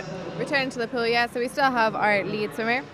We've got Quiva Smith. She is coming in again in lane 5. She is the 15-year-old from Tala. So let's just see how that pace is getting on for Quiva. So again, still turning on a 39.34. So she has been maintaining this solid pace throughout the entire 1500. So kind of coming into the last, I guess, 400 meters of this 1500. Not a case that they're going to pick up the pace in any sense on this last 400, but we'll start to notice maybe that she'll start to pick up on the last 200. Again, she's swimming out on her own, so she has no competition really to look around to. Still breathing pretty much 1 and 2, always breathing to her right. And again, in second place, we do have lane number 4. That's Lara King, the 17-year-old from Swim Belfast. So the closest person to her in the pack, but I think that Quiva Smith is going to be the winner of this first 1500. Again, guys, we do have 3 heats this morning of the 1500 meters. And then we'll go into the 4th heat this evening. So that will be our fastest swim in the 1500. That will be this evening. So fastest swimmer qualified in this 1500 today is Grace Hodgins, the 18-year-old from Trojan. She is the only person in this event to break the 17-minute mark. So her fastest qualifying time here is a 16:59.72. So really fast pace there. And I think in the, yes, it is. So Grace Hodgins, the 18-year-old from Trojan, she'll be looking for her European under-23 qualifying time this evening. Don't know how far off she is here. We'll get the qualifying time a little bit later on. But again, Grace will be the one to watch in this evening's swim. So again, any young swimmers that might, there's no final for the 1500 metres, so any young swimmer that might still be around the pool this evening and has swam the 1500 this morning, Grace Hodgins will definitely be one to look at. Just kind of see what her race tactics are, see what her pacing is, even again using your advantage, going around to the coaches of these 1500 metre swimmers and just asking them how they train, what kind of different training tactics they use. 1500 metres is always going to be different to any sort of sprinter, so their training is going to be slightly different as well. But again, just chatting about that Grace Hodgins going in, David, for the 1500 this evening. She's looking for her European under-23 times. Yes, I was chatting to her last night. She was the winner of the women's 400 freestyle last night. I think, yeah, 400 last night, and was interviewed her. You can check that out. I think it might be on Swimmer on Twitter. You know, she was not expected to she's more of a 1500, 800 swimmer, but she wasn't really expected to do as well in that 400, but she did. So, you know, really bodes well when you like a lot of these swimmers will enter events that, you know, it's not their best event. You know, they'll enter an event just to sort of get into the meet. I know for me it was the 50 fly. I would enter that because for me it was handy because it was always first. The 50 fly was always before everything else, so I could do the 50 fly. Just doesn't matter if I swam well, I swam bad, but it just got me into the meet. So that maybe that 400 free was like that for Grace last night. She looked very relaxed after the race, very happy with it. So it'd be great to watch that tonight and see the Irish senior record. Let me have a look. It is Grania, it's very fast. It's 16:02 from 2010. So, but that meet record is 16:56 from 2018. Ashley Strauss. So, you know, always good to see some kind of records drop of some degree. But back to the pool. We have 3 lengths to go. So remember the bell I was saying earlier. It's going to come up very soon for lane number 5. Quiva Smith, Tala. So these swimmers now they'll be really hurting. They'll be really trying to just keep that momentum. I mean, at this point, it's, you know, tough going, but they'll have trained for this. They'll know that feeling. This feeling will not be unfamiliar to them. They'll have done big mega sets in training, 7K sessions, 8K sessions. So here we go. The bell. 4. So she'll hear that. And what a beautiful sound that must be for the last 100 for Quiva Smith. So she's 18:11 at that 1400 mark. She's at entry time of 19:49. So yeah, she could definitely get a PB here. You know, in the 1500, because it's so long, you can get big PBs of seconds, you know, 10 seconds, 20 seconds sometimes. So yeah, you'll be looking at that. She comes into this last turn. Yeah, I'd say, David, that bell ringing is probably the best sound in the world when it comes to a 1500 metres. So knowing that you're coming into this last 100, I know probably you're not going to have that much energy left after swimming 1.5 kilometres, but she's keeping that stroke rate high. She's still turning on the same pace that she's been holding throughout this entire 1500, so still sticking around that 39.5. So just finishing strong. She knows she's the leader of the pack here, so just needs to finish, and I'm sure she will. Yeah, from that pace now, I think she's going to be breaking her PB, which will be nice for her after 1500. Yeah, she's looking really strong. Coming in, keep an eye on that clock for her. 19:49 is her best, but she's going to obliterate that. She's coming home like a freight train. Last few strokes, sub 19:30. Yeah, 19:28.59. Good swim. Oh, she's so happy. She can't believe it. That's so great to see. Well done, Kiva. That's such a nice thing to see, for someone to even be shocked by their own swim as well. So again, she's only 15 years of age, Chala swimmer. To be able to come in and absolutely smash your time by 20 seconds, that's incredible over a 1500. So really, I love that solid reaction. pacing. I want to get a replay of that. Fantastic. But coming up, bringing up the rears now. These girls finishing off. Tough event. I don't even know how you swim down after this. That should just be the main photo of a press release, shouldn't it? The shock on the swimmer's face. Yeah, yeah. Here we go, coming in now. Good shot. Yeah, Katie O'Connor, 20:15.43. Just outside her best. That's the kind of thing, you know, it's where there's gains to be made on a 1500, you know, you can go 10 seconds under, 20 seconds under like Kiva Smith did. Absolutely. What Lara King? We've got Julia there finishing in a 20:28. So a good 6-second PB there from Julia as well. So the Aer Lingus, so the 13-year-old actually, she's only really young. So finishing 1500, 13 years of age at an Irish Open Championships. Good job to her as well, finishing 6 seconds faster. Absolutely, PB's well run. Like I was saying, like because it's so long, it's such a long race, and the time is so long. Obviously, there's more gains to be made in terms of dropping time. Like if you're a 0.5 faster per 50, you know. Like that's working out at, you know, it's 10 seconds more of time. So it can go that way, but if you're a 0.5 off per 50, you can also be way outside. So, you know, so it's tough event. It's a tough event. It's all about pacing, but we've got more of a full race now. Heat number 2. These swimmers will be a bit of a step up, isn't there, India, here? Yeah, so we've got heat number 2. We've got 10 swimmers in this heat, so all of them are below that 20-minute mark. So around the 19:14 right up to 19:32 for this.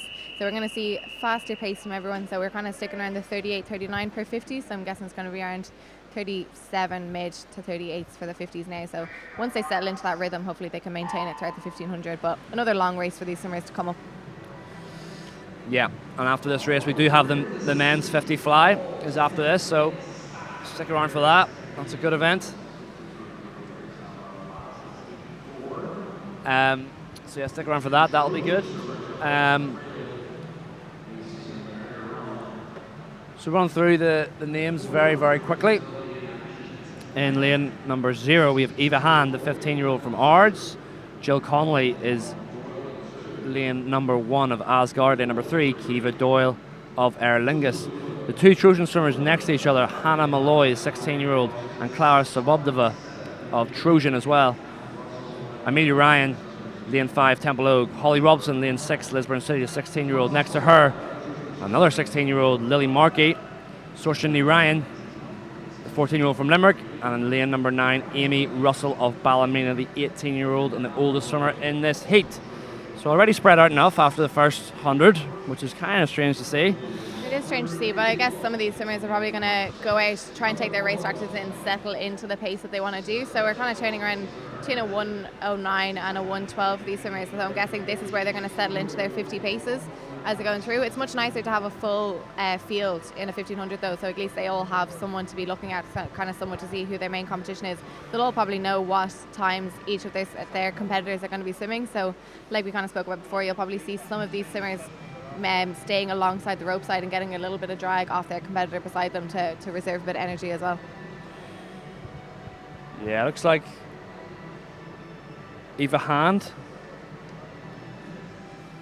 the Arts swimmer, taking it out well. Lane 0, just setting in. It's good. It's good on this stream. You can see the splits, you know, especially on this kind of event that's longer, and you know, it's maybe not as exciting in the middle part of the race as other races, but you know, when you can see the splits, you can sort of see what swimmers are hanging on, what swimmers aren't. You know, what pacings do different swimmers have. So it's all a battle of wits kind of thing. But all these swimmers they'll not be looking for medals tonight or anything like that. They'll not be because it's the fastest heat is someone's an A final tonight. So you'll not see the likes of your Grace Hodgins, Rebecca Friel, Ella Carrolls. They're going to be in tonight, so you will not see them this morning. So the medals will be decided tonight. But all these swimmers are just looking to post times. Just get in there, post a good time. The 1500s, for some of these swimmers, it'll be their main event. For others, the coach will just be making them do it, probably.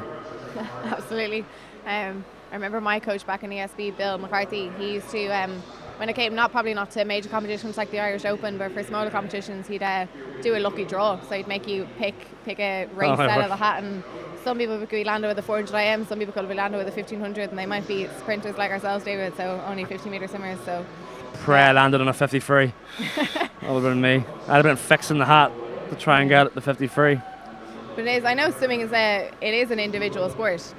But 1500s are kind of like no other. You very much have to swim your own race, at least with some of the sprinting events. So you're there's a bit more, like not competition, but there's a bit more kind of atmosphere, I guess, because it's so close to the race. The 1500 could literally change at any point, or you could just feel good and like pick up your pace straight from the start. So it is really about swimming your own race in the 1500 and an 800, isn't it? Endurance events. Absolutely, because it'd be the most like training probably of all the events, because you just sort of get in the zone and you just kind of just coast through each 50. It's sort of like a metronome. So yeah, all these swimmers will be really focusing on recovery and nutrition, hydration afterwards. Indy, I talked to you and you've got a real knowledge of nutrition. So what sort of like these athletes, how would you advise an athlete who's just swam a 1500 to recover nutrition-wise, as opposed to maybe a 50 freestyle like we saw, or a 100 freestyle like we saw in the previous heat? Well, in regards to nutrition, so it's the exact same as, say, training. So the things that we try and improve on in training should be done all year round. So it's not a case that, these swimmers should be coming out to a competition and changing what they would usually do in regards to training as well. So all these swimmers that are swimming an endurance event, they would train endurance events as well. So they probably do a lot more meters, a lot more mileage than maybe some of the sprinters do, but they also need to fuel their bodies appropriately for that sort of training. So a lot of these swimmers... What would you recommend, for example, a breakfast for, like, what would be, obviously these 1500 girls will, like you say, you want to do the same things that you always do, and you don't want to change anything because your body will just react. You don't want to, if you always eat porridge for breakfast, you don't want to just come to a meet like this at the hotel, see the big fry and go, oh yeah, bacon, eggs. You want to keep it all the same. But, what sort of things should they definitely be having? Should it be fruits or, what kind of things? So definitely for like a competition like today, especially with endurance events or, sprinters that know exactly that they're going for a qualifying time, they should actually be timing their food well before an event. So what I would usually suggest is that they know exactly what time they're swimming at, so we backtrack. So maybe 3 hours before the event, that's when we're getting our good complex carbs into our system. Again, when it kind of comes to around competition time, you don't want anything that's too high in fibre, because it's high in fibre, it's obviously going to stay in your stomach that little bit longer. So, oats are a good one. They're like soluble fibre, so they're still going to release that kind of slow releasing energy, but it's also not going to stay within your stomach for too long. So still getting all that kind of good complex carbs into your system and stuff. And then about an hour before the race, that's when you want to start kicking up your sugars and picking up your caffeine if you're into taking caffeine before your races as well. So I would suggest maybe 45 minutes before your race, that's when you take your caffeine dose. And about an hour beforehand, it's not about loading the sugars into you, but it's about slowly getting them into you, because again, those sugars, like your raisins, your fruits, your jelly babies, etc., what these swimmers are eating, you don't want to preload the body because you could get that sugar slump too fast before the race. So about an hour beforehand, slowly start taking those sugars in. But again, like we said, you need to relax. Okay, there's no point in using that energy by bouncing about the place and messing around with your friends. So if you're taking those simple sugars in, just make sure that you're staying calm, staying cool, staying collected before your race. But again, nutrition before the race, you've probably done that. You've probably built up your nutrition well the week before the race. It definitely is post-swim that you want to focus on getting that good protein source. I was going to ask you that, what, like post-swim, like obviously you're going to burn a serious amount more calories on a 1500 than you would do in a 53. In a 53, exactly. So the nutrition for those athletes has to be tailored to that. Absolutely. So when it comes to kind of your glycogen stores, which is your muscle fuel source, so endurance athletes are obviously going to use a lot more of that. So within our liver, we can store about 80 to 100 grams, and within our muscles, we can store about 300 grams. But okay, right. technically, within a 1500, they're going to be using up a lot of those stores at the end of a 1500. So it's all about replacing those stores well after a race, but also you've used your muscles quite a lot as well. So it's about getting a good protein source into you as well. So what I would usually give my swimmers straight after a race is actually a chocolate milk, because it's getting good sugars into them and it's also getting an amount of protein into them. But again, it depends on their race day. Like if they're going to be swimming straight into another race, say, I know some 1500s are quite specialist, so they probably won't have another race that day, but you also might get some swimmers that might have a relay or might have some other event for their team later on. So again, it's about making sure that you're getting good sugars and getting good carbs into your system to replace those fuel stores, but also making sure that it's not going to be too heavy in the stomach. So again, any swimmer that's kind of struggling with nutrition, feel free to reach out. I'm more than happy to kind of chat to you about like each individual day. But again, this is something that they should have a training plan on as well when it comes to their racing as well. So a lot of it's common sense, isn't it? Like, just sort of make sure you're eating enough, make sure you're eating a wide range of things, make sure you're not eating too close to your race, make sure you're eating well after.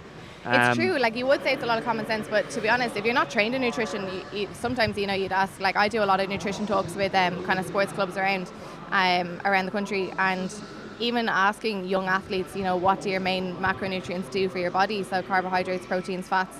A lot of them wouldn't know the answers, and that's fine. It's just the case that they haven't been trained in that. So definitely with the coaches as well, they should arrange these kind of chats with their swimmers too, so they understand. And like even down to small things, like I am an absolute stickler when it comes to hydration with my athletes. I will make sure that they always have a water bottle in their hand. But it's even those small things around the pool bank. You kind of like when you're thinking about your racing, thinking about getting into your racing togs, thinking about talking to your coach. It's these small things that you might actually forget. So like making sure that they know, they have to stay hydrated. They have to be on top of their nutrition. They have to be on top of their land training, their mobility work, that kind of thing. So there's a lot of things for each athlete to have to think about. Because we've seen some athletes losing races by 0.0 whatever, or missing qualifications.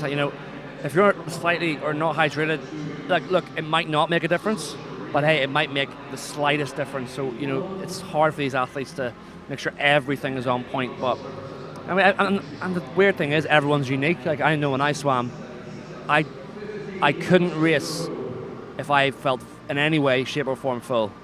Like so I had to like almost feel a little bit hungry when I was racing. It sounds really, really weird, but that was me. And then afterwards that night I would eat like the house, but I didn't like feeling in any way full. I felt heavier or something. So it's all about, like you said, having that individual kind of like program, that individual routines, and just sticking to it.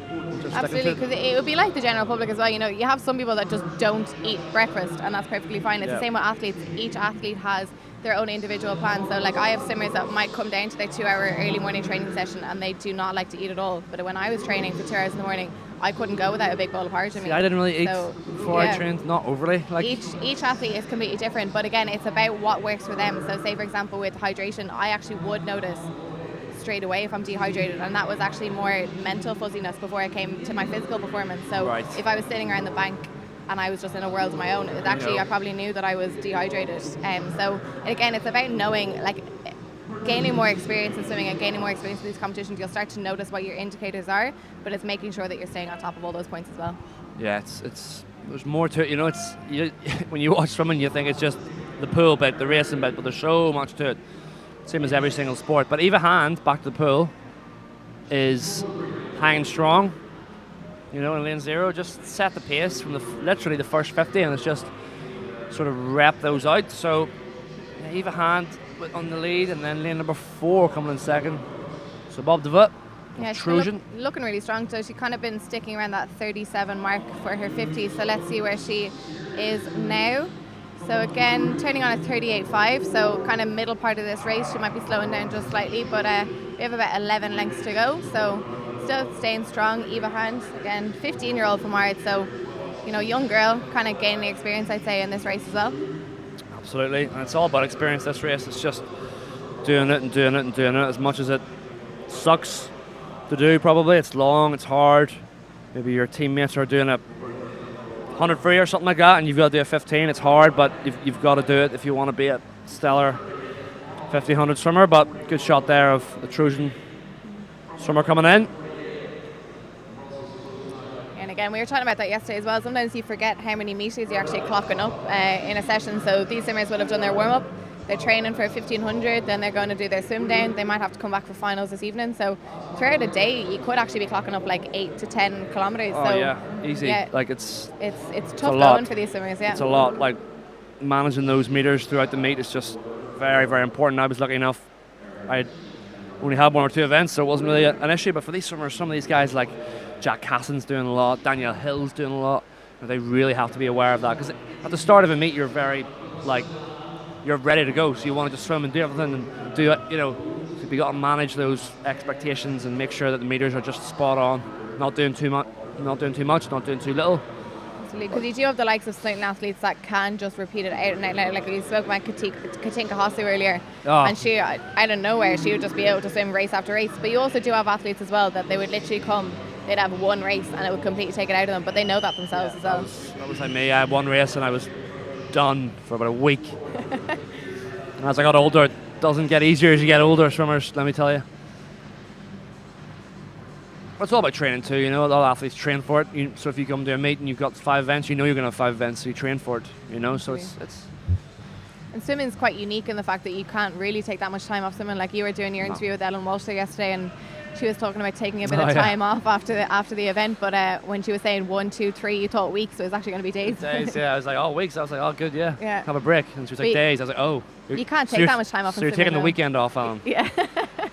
But that just shows you, but some athletes maybe need a week or two, to sort of detach from the sport. I think older athletes, sometimes when they've been in it a lot and they put a lot of pressure on themselves, sometimes a week or two to detach, maybe go on holiday, go out for dinner, just chill out for a few drinks maybe. Even mentally, they just need that break. Yeah, mentally so important, because I see it a lot with some swimmers where they'll swim well or even swim badly, and more so when they swim badly. I'll not name his name, but I trained and raced with a swimmer, and he swam really badly at a meet, and I knew this certain swimmer was extremely tense and tensed up like how I used to be, and I said to him, you just need to take 10 days off. It's not going to make a difference. It's going to help you. And he didn't. He went straight back into training the next day, because he felt like he had to work harder. And what that did was, it just burnt him out even more in the summer, and he went even slower. And it's like, you got to manage your head and detach mentally, because swimming is so intense, isn't it? It's just... It is. I'm sure you've noticed as a coach as well, you can have some athletes that train exceptionally well, and you're so excited for competitions for them, because they're like, this person's going to smash their PBs, but then they just put way too much pressure on themselves when it gets behind the blocks, and they swim a lot slower than probably their actual own personal best. And it's not a case that they haven't got the fitness, it's not a case that they haven't got the times under their belt, it's just mentally they've made themselves tense up. So yeah, definitely it is about kind of controlling, not you can control as much as you can in the pool, your coach does your program for you, you try as hard as you can in the pool, but it's about knowing how to mentally relax as well coming into these races too. Absolutely, it is. It's so important, because swimming is so tough. It's a tough sport. All sports tough, but swimming is really cruel. It can be really cruel. You can train and train and train and train, almost sacrifice so much of your social life, sacrifice going. A lot of these young swimmers, they're 15, 16, 17, their friends are all growing up and going off to parties or doing different things, and they've got to say no because they have to train, But, but that's the sacrifice you make, and if you don't get the results after making those sacrifices, sometimes it's like, oh, well, but I did everything. And it's like, it's hard. So that's why sort of staying relaxed and just putting yourself in the best possible place to swim fast is literally the best way to do it, because then you can kind of look back and go, well, I wouldn't have done anything differently. I put myself in the best position to swim fast, and hey, I've got no regrets. I think it's more when swimmers swim and I used to hate that. When I swam, and there would happen plenty of times where it would be, oh, I should have done this, I should have done that. I wish I had, not eaten this, or I wish I had maybe done this in warm up. So. Yeah, we spoke about it earlier. It's kind of about remembering that at the end of the day, you can't control what anyone else does in the pool. You can only control your own swim, and the only real person or thing that you're racing is the clock. So yeah, as long as swimmers can remember that, you can't control other people's swims, you don't know how they're going to perform, so just focus on your own performance as well. But kind of returning back to the pool now, we have again, I think we have a lead changeover, so I think it's lane number 4 that has taken the lead here. So that is our Trojan swimmer, 17-year-old with a time of 19:14, and we're coming into we have 3 lengths left, so they're going to be hearing the bell coming into this next 50. Yeah, coming to the end now. They'll be getting that beautiful sound of the bell for the last 100 metres of this heat number 2 of the women's 1500. So yeah, just beginning to up it now, you know. I think just sort of they'll know it's coming to the end, so they'll be thinking, right, because they'll be thinking about conserving energy the whole time too, so now it's kind of not even about that. And even what's interesting about the 1500 is your aerobic system and your anaerobic system are 2 completely different things. So that's why you'll find that swimmers at the end of a 1500 can really kick their legs and really almost look like they're sprinting, because it's a system they haven't tapped into at all. Like if you look at the world record for the 1500, I think it's held by Sun Yang. Well, it was held by Sun Yang. He was banned for performance-enhancing drugs. But when you look at his London swim, granted he was doping, but it was the change in pace on that last 50. It was a whole different, like... It was like he was swimming at 50 metres. It was like swimming 50 metres. Like, and yes, he was doping, and yes, he was cheating, but, you know, it's synonymous with a lot of 1500 swimmers. Daniel Whiffen will be the same. You'll see him later in the week. You know, it's like a different energy system. So it's strange, because you only tap into your aerobic system throughout the whole 1500, and then at the end when you begin to sprint, you've got that reserves of anaerobic, don't you? Absolutely. Well, we've definitely seen a pickup in pace here from our lead swimmer. So she was turning on a 17.35 for that last 100 metres. So it really looks like she's going to finish in strong. Again, her qualifying time, Clara of Trojan, was 19.14. Looks like she's going to be smashing that time today. Yeah, so let's put your head down here, Clara, and finish in strong. She is finishing in an 18.48.55. So amazing to break that 19-minute mark. Really, really strong swim for that 17-year-old. Yeah, great swim for her. She looks wrecked. Great work. She'll be happy with that. God, I can't imagine how sore their arms are after that. Lisbon swimmer grabbing her shoulder straight away. Again, Eva Han, the 15-year-old from Ards as well, also breaking that 90-minute mark at 18.54.45. So again, well over a 30-second PB there for the 15-year-old. So again, amazing swim there, Eva Han. Really, really strong. Yeah, all the swimmers just running up the field now. Coming in. Still a few more to finish up. Obviously, because it's such a long event, you know, you're going to get a big split in times and abilities, and you know, it wouldn't be as exaggerated as this over a 50 or 100, you know, but over a 1500, over 30 lengths, you know, it is exaggerated. But last swimmer now, lane 9 coming in, Amy Russell, Ballymena. Again, fair play to all these girls. Finishing 1500 metres is not easy, but really good job for qualifying for this Irish Open Championships and getting this 1500 metre done. So yeah, final few strokes here for lane number 9. And finishing just above that 20-minute mark, 20.01. So we have one more heat of this 1500 metres in this morning's session. Again, a little bit of a faster pace. We've got a few swimmers going under that 19-minute mark. Our fastest qualifier, 18.40. That's the 15-year-old from Aer Lingus, Jessica Purcell. We've had some strong endurance swimmers coming in from Aer Lingus in recent years, haven't we? And in past years as well, David. Yep, absolutely. There's the last heat now. So these will be the fastest swimmers that won't be in the final. So some of this, like Jessica Purcell, would have just missed out on that final race tonight of this 1500. So last event now. So long time to wait for these swimmers in the call room as the race is going on. So really, really strong. And we're in the women's 1500, heat 3. I'll run through the lanes very quickly. In lane number 0, we have Katie Kelly of Shark, the 16-year-old. In lane number 1, Aoife Ferrick of Limerick. In lane number 2, Brianna Chamberlain of Cookstown. Next to her is the 15-year-old from New Ross, Eva Rock. Jessica Purcell, lane 4, Aer Lingus, 15 years of age. Anna Nikishinka of Aer Lingus is also next to her. Katie Prutney, lane 6 of Slaney Sharks. Lane 7 is Niamh Kenny of Aer Lingus. Ava Nolan is in lane 8, the 17-year-old, and the ESB swimmer rounding out the field, Mia Whelan O'Connor. So again, we're going to start off heat number 3. So it's going to be pretty much, you know, straight across the field for this first 100, and then that's when all these swimmers are going to settle into their own pace. So again, because we've got that increase in pace, we're kind of sticking around the 37.5 to 38.5 38.5, sorry, 50-meter splits on the last one. So I'd say we're going to be sticking around the 37 marks for each of these girls here. But again, it's about setting that pace for the first 100 meters. So let's see who's going to take the lead on this first split. So we've got Jessica Purcell, again, that Aer Lingus swimmer, 35.60 for her 50 and a 108.91 for that first 100.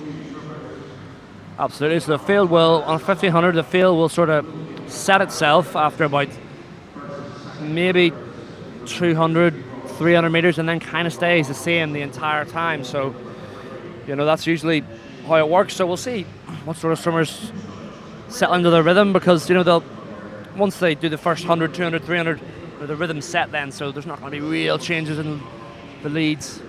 We've got those two Aer Lingus swimmers, so that we've got the teammates in lane 4 and lane 5, so they're our two fastest qualifiers. So like we spoke about before, because they're teammates, they most likely know how each swimmer is going to take out this race today. One might swim off the other, they might use a little bit of energy together, so swimming off that lane rope, and again, just trying to push themselves. Again, it's friendly competition between teammates as well, so using each other to really push themselves on this pace as well. So it's kind of interchanging between the two of them here, who's taking the lead. But it looks like they might clear the field a little bit as well and just take it off on their own. Yeah, a lot tighter race than the last one, so we'll see if there might be a wee battle going on in the middle. Looking really, it is Nikashikina looking really. All the 1500 swimmers, you know, they'll all swim in a kind of similar way. You know, it's very limited leg kick. You can't kick hard the whole way. It doesn't, you know, you won't be able to last. So sort of that long kind of hip-driven stroke. So they'll rely a lot on reaching out, rotating their hips on the one axis to kind of get that momentum going through. Some 1500 swimmers, you'll look at them and go, your technique doesn't look very good. But you know, it's because they're so efficient with the pulling under the water and the rotation of the hips to get that momentum and that reach. So, and that minimal leg kick, the leg kick is really just to balance you on a 1500. Yeah, you'll see it a lot in training, won't you, that a lot of swimmers don't actually use their legs unless they're kind of sprinting, or it's not that they're not using their legs, but their legs are kind of behind them more for balance than they are for anything else, and that's basically just them trying to reserve as much energy, I guess, as possible. You do carry, I'd say, about 50% or more of your muscle mass in your legs as well. So is that right? The more you use your legs, the more oxygen depletion is going to go on. So you'll see these swimmers kind of settling into their rhythm here, kind of going with their 2-beat kick as they swim along. But again, we have those two Aer Lingus swimmers clearly taking the field here. So sitting on that 300 meters, they're still sticking around that 36-second pace for their 50 meters, which is a strong pace there from the two girls. Yeah, and like we said, you know, they'll have practiced this in training. They'll have, you know, some swimmers they'll have their own wee personal goals for this race. You know, they'll certainly have times in their head, barriers. If we take a quick look at the entry times, we've got, yeah, we're in the 1840 mark. So a lot of these swimmers may be looking going sub 1830, maybe something around there to try and push that on, because, you know, sort of when you do a 1500, you want a big PB because it's taking so damn long to do, you know. Exactly, and a big barrier to break would be that 18-minute mark as well. So a lot of these swimmers are kind of be looking to bring that down as close as they can. Definitely, especially in this heat, kind of going down below that kind of 18:30 mark. And like we spoke about earlier, we do have heat number 4. So our main swimmer of today that we're going to be focusing in on is Grace Hodgins. She'll be looking for her European under 23 times. The 18-year-old Trojan swimmer. She is the only swimmer in this event to be breaking that 17-minute mark as well. She's already going 16:59.72. So that's a good pace from the 18-year-old there. Yeah, and then obviously the Irish senior record, like I mentioned earlier, is Grania at a 16:02. So big. Long-standing record there, 2010, 13 years ago. 2010, yeah, European Championships in Budapest. I think she might have got a medal at that as well. But yeah, two Aer Lingus swimmers hanging tight. You know, they race with each other, so they know exactly what each other's doing. They'll just settle into that rhythm. It'll just be like a training session. Yeah, we know that we have a strong distance coach there out in Aer Lingus. So Alan Turner, he had previous swimmers, the likes of Conor Turner and Andrew Megan. So definitely knows what he's doing when it comes to training endurance athletes there, doesn't he, David? He does, absolutely. So, yeah. So what would you, I know you're a personal trainer, India, so what would you kind of, I don't know, sort of land-based, you know, side of things, what sort of advice would you give to swimmers swimming the 1500 in terms of on land? What should they be developing? You know, because as a sprinter, when I gymmed, it was a lot of legs, strength for off the block. It was some upper body stuff, but mainly a lot of weighted pull-ups and things like that. But for a distance swimmer, it's different, obviously. They don't want that same muscle mass. They don't want more unnecessary weight. So what sort of things will it be, mainly core? So when it comes to endurance swimmers as well, it's a case that they still want to build strength, but when it comes to gym work, building strength doesn't necessarily mean building muscle mass as well. So it just depends on the type of program that they develop for themselves or their coaches develop for them. So they still want to be getting strength. So particularly with swimmers, you want to have strong hamstrings, you want to have strong quads for kind of your push-offs and stuff. Hamstrings would be more for your underwater work. You need to have strong cores. Again, there's probably not actually that much. I know people kind of focus in on upper body work. Well, they think it's upper body work for swimming, but it's core. It's core. It's a lot of core. You do want to have strong shoulders and good lats, obviously, because they do a lot of the work. But to be honest, you don't want to be making your shoulders and your lats too bulky, because you need to have that rotation as well through mobility. Swimming too. Yeah, but like you want to make sure that the smaller muscles within the shoulders are strong, because obviously we see in swimming we get a lot of repetitive strain injuries as well. So the likes of kind of rehab training and mobility training for swimming is really, really important. So even just doing the likes of like overhead squats and that kind of thing, so knowing that you're strengthening the upper body while still strengthening the lower body at the same time, kind of. And that's all about stability as well, isn't it? Because swimmers, when they swim, they're really prone to repetitive stress injuries because they're just doing the same thing over and over. And I was lucky I didn't have a lot of shoulder issues.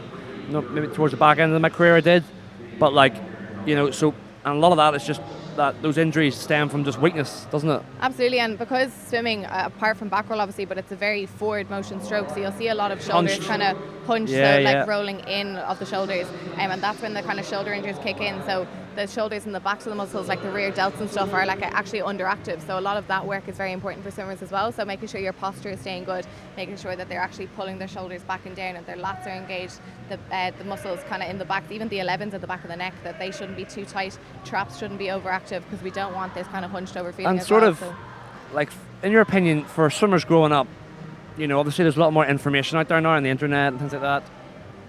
Would you advise mobility as number one? Keep mobility in your shoulders, a good range of motion over strength? I don't think it's a case that it should be over strength. I think that they should have a good balance between the two. I think strength and mobility. I think mobility gets neglected a lot of the time, doesn't mobility it? Mobility gets 100% neglected, particularly like I know swimmers, their training schedule already is grueling, like the hours that they do in the pool, the hours that they do in the gym, and mobility is just an extra thing. Tighten up and but mobility is just an extra amount of time that they have to do. But what I actually do as a coach is, if I'm taking the swimmers, I will always show up 10 minutes early for the session, and 10 minutes every day is a lot better than trying to do it, like fit in an hour session in the week for mobility. 10 minutes a day, you know, so let's say if you do it 6 days a week, it's a full hour. It's a full hour of stretching you wouldn't have been doing every month. That's about 4 or 5 hours of mobility work you wouldn't have done. So exactly. So and it's not that difficult for the kids to show up, you know, like 10 minutes early for their session. Like you can even take 5 minutes off the warm up in the morning, say the morning session. So 5 minutes early on the bank, 5 minutes late getting into the pool, just doing a bit of mobility work is actually going to stand to them leaps and bounds over their swimming career than just completely neglecting mobility work. So like you said before, like endurance athletes, they don't want to be carrying that mass through the water, but they definitely should still be focusing on that strength training, making stability sure and things like and all that kind of stuff as well. So all their coaches, either whether they can do it themselves or they should be branching off to someone else who is qualified to make sure that their strength training is on point and their mobility training is on point. Like as well. it's and then core is so important as well. Like we spoke earlier in the stream about in 2009, they used to have these shiny suits. They were like made of polyurethane, full body suits. You know, you poured water on it and water just fell off it. Like, you know, so and what made swimmers so fast is they made swimmers float easier. So when swimmers get tired and they race, their legs and their hips will drop, which creates more drag. Whereas what these suits did was it just held them up. So like even when they were getting tired, they were still so streamlined. So I think when the suits got banned, I think swimmers realised the strength, the gains that can be made from having a strong core, because they didn't have the support of the suit. They had to have a good core. So I think like nowadays, if I look at a swimmer, if I remember coaching or taking a swimmer, you know, and I see his or her core is weak, I'm like, oh wow, you've got leaps and bounds to make, because once you get that core stronger, but not just like ab muscles, but also the back, isn't that right? The obliques as well, and then your erectors and your spine as well, because at the end of the day, like obviously as you progress through swimming, you kind of forget the fundamentals. But if you go back to a learn to swim program, the first thing that you would teach a child at the age of 3 and 4 is body position and how to float. So again, as you're going through swimming, you shouldn't forget these things yourself. You need to go back to the fundamentals. So thinking about body position, thinking about your head position, thinking about, like, you'll see a 3-year-old in the pool and their hips just go all over the place because they have no core engagement at all. And as they start to develop that core engagement, they actually start to get through that rotation of the core as well, and trunk stability too. So these swimmers as well, they should be focusing on that as well. So always what I say to my swimmers is if they feel they're faltering and they don't know where, go back to the fundamentals and build from there. So always going back to the start. Exactly, yeah, it's so right. Core, so important amongst all the things like India mentioned, mobility, and having a good balance of everything: mobility, core, strength work, pool work, nutrition. So much goes into it. It's a fascinating sport. Anyway, we'll go back to the pool now. We're just hitting the 12-minute mark, so I think they're coming up to maybe about 1,000 meters. So we still have those 2 Aer Lingus swimmers in the lead. So we've got lane number 5 actually. So we've got Anna, the 17-year-old from Aer Lingus. She has just taken the slight lead on her teammate, and that's Jessica Purcell, who led it out from the start. But we're turning now. We've got about 10 lengths to go. So still sticking around that 37 mark, so a little bit slower than they were doing at the start of the race. But again, this is the middle part of the 1,500 metres, so it is difficult enough to try and maintain that pace throughout, especially if you are swimming the race on your own and you haven't got someone swimming on your shoulder. But the 2 girls seem to breathe to the same side, so one gets to look at one on the way up and one gets to look at one on the way back. So friendly competition there between the 2 Aer Lingus swimmers. Yeah, battle of wits. Battle of wits. They were swimming together pretty much the whole time, and then Nikashenko just went, okay, I'm gonna step it up and just see if you can hang on, and that will happen. You'll see that in all sorts. You'll see it tonight when there's, well, you might not see it tonight because Grace will be, I assume, well out in front, but when you see a 1,500 race or an 800 race and the swimmers are quite close together, generally one will just go at some point, and they're waiting, they're sort of eyeing each other up to see when someone's going to make that break. You'll see it in athletics a lot, don't you, when people run, see it with Mo Farah and people like that, they'll all run together in this big group for the whole way, and then when someone goes, then that's it, they all got to go. So absolutely. It's about getting that timing right of when to go, isn't it? Definitely. It is kind of about conserving that energy as well. At the end of the day, it's still a very long race of 1,500, so whatever way you can kind of, maintain your pace but also conserve a bit of energy. So you can see here that Jessica is definitely just kind of swimming off the legs of her teammate, Anna. So definitely using each other to each other's advantage to keep that pace high, but also reserve a bit of energy themselves as well. So yeah, they definitely need to know when they're going to kick down. We're kind of moving on to the last 400 metres of this race anyway, so the final quarter. So they're either going to maintain that pace for a little bit longer, or we're going to see one of these girls definitely kick down a little bit harder. Yeah, field obviously very spread now. At least we're coming to the final portion of this session this morning. We actually have another event after this, the men's 50 fly.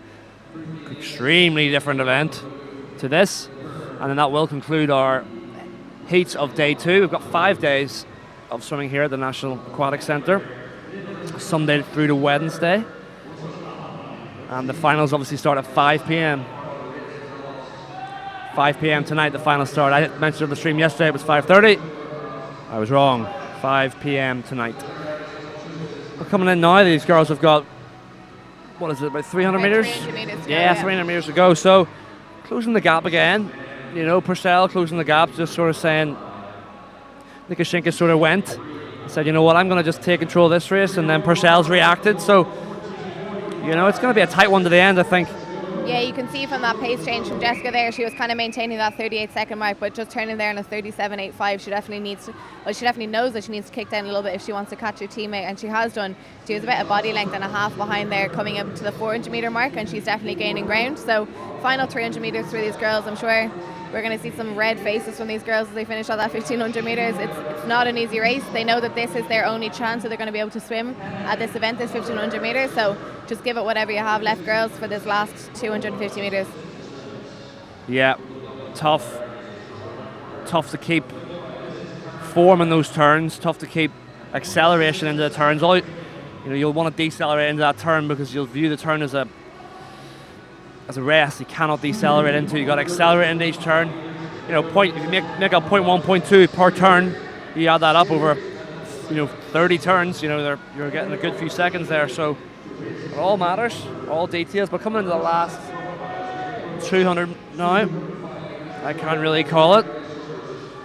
Yeah, so turning on to this last 200, I know this is going to start to hurt, so I'd say the lactic acid is definitely building up in the legs, building up in the arms. I'd say the lats are hurting, the shoulders are hurting, but again, Jessica is still keeping that pace just a little bit higher than her teammate, so she's gaining ground on each 100. 37.83 she turned there, while their teammate is turning on 38 mid, so yeah, just 200 metres to go.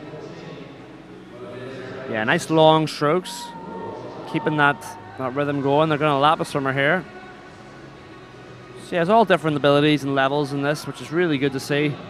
So many people giving it a go. The 1500, tough event, you know, not for the faint of heart. But a lot of swimmers now, you'll notice the stands are a bit emptier.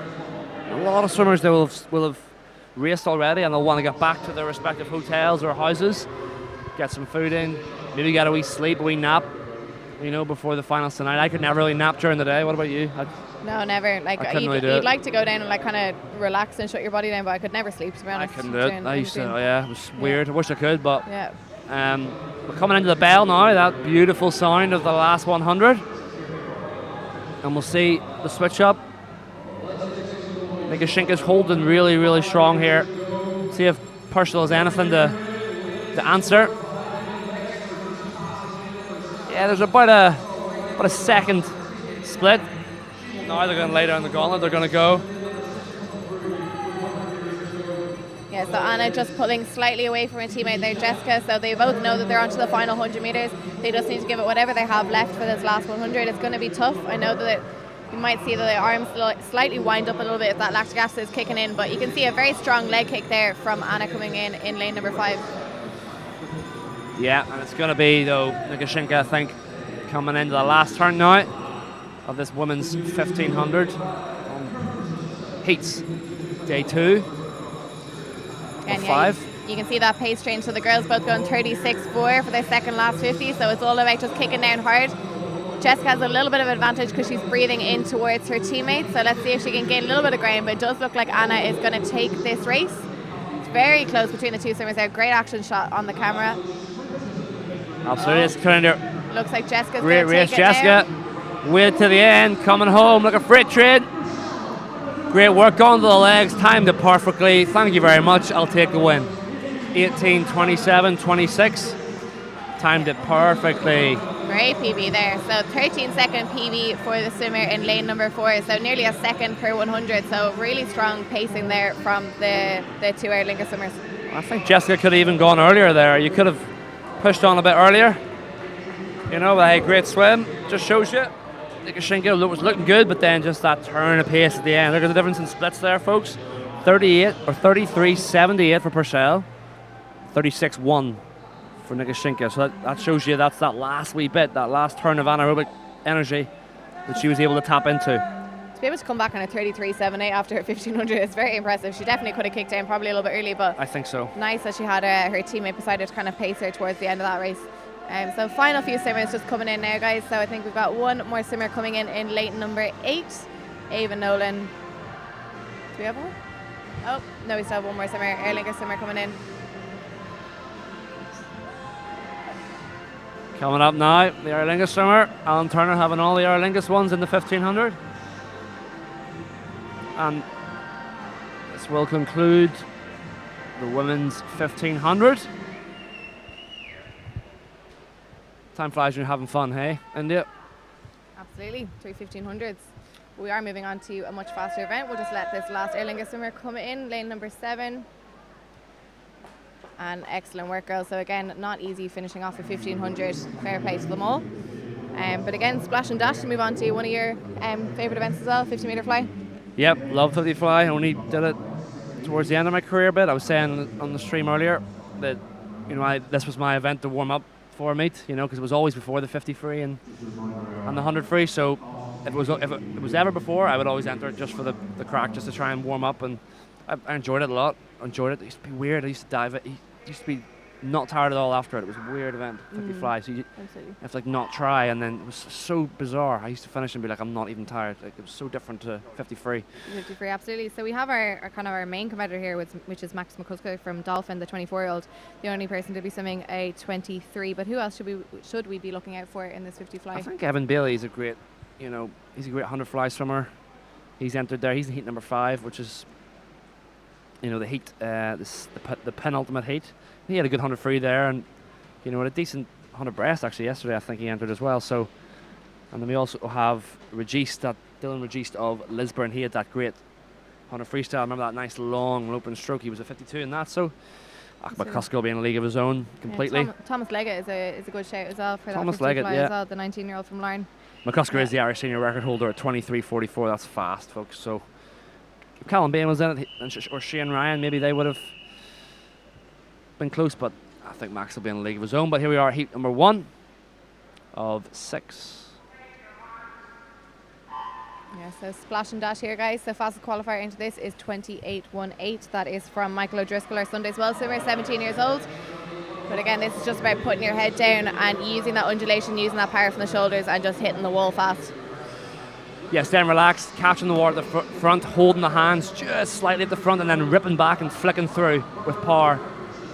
There's an obvious winner here in lane number 5, Martin Bird. Yeah, touched the wall. Good finish, 26.73.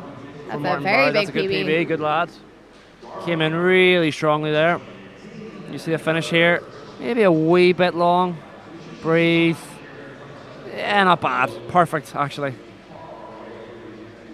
Good swim from him. So you'll see different styles here. As you get to the faster guys, they'll not breathe the whole way.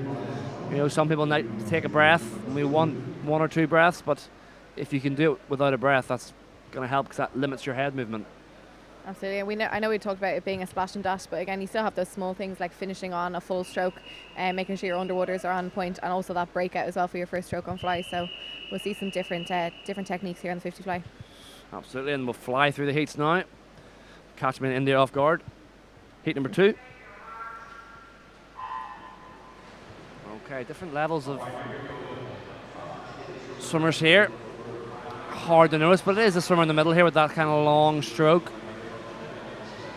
Lane number 4, Callum Slachter of Bangor, one of my old clubs.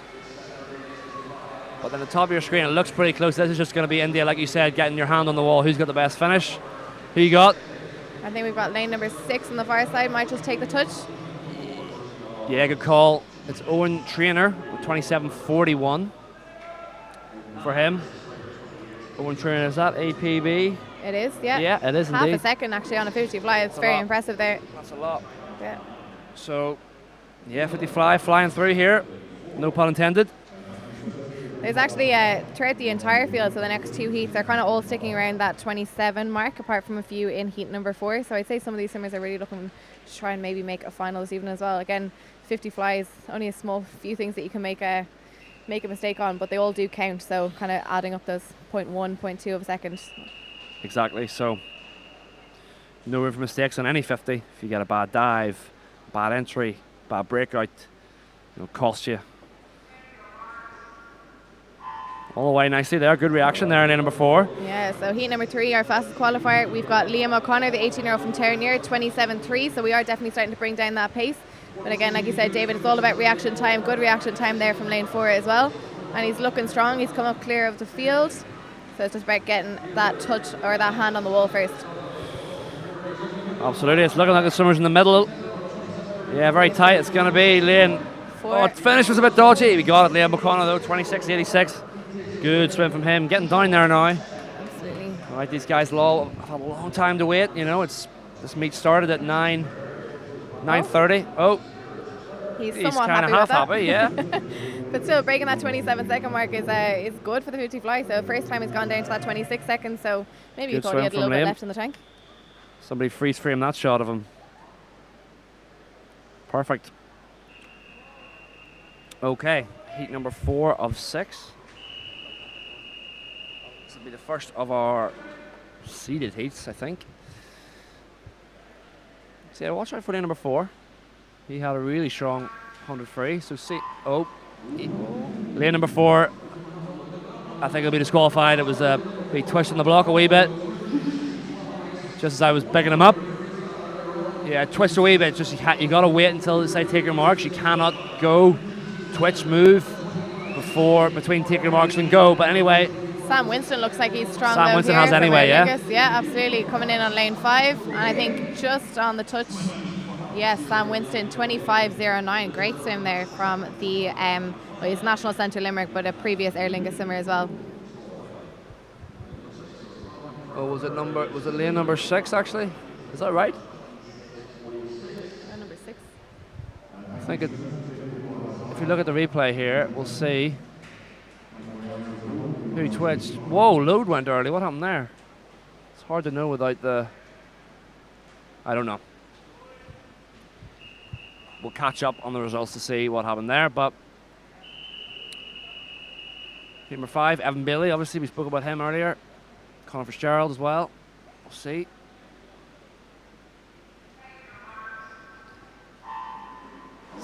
See, the less splash they make on the entry, the cleaner the entry is, the faster they'll go. So here we go. Controlled 50 fly. Great shot here. We have the camera here at the NAC seeing every swimmer. Bailey's breathing almost every stroke, so I don't think he's going fully max effort here. Into the wall. 24.99. That's a nice swim from Evan Bailey.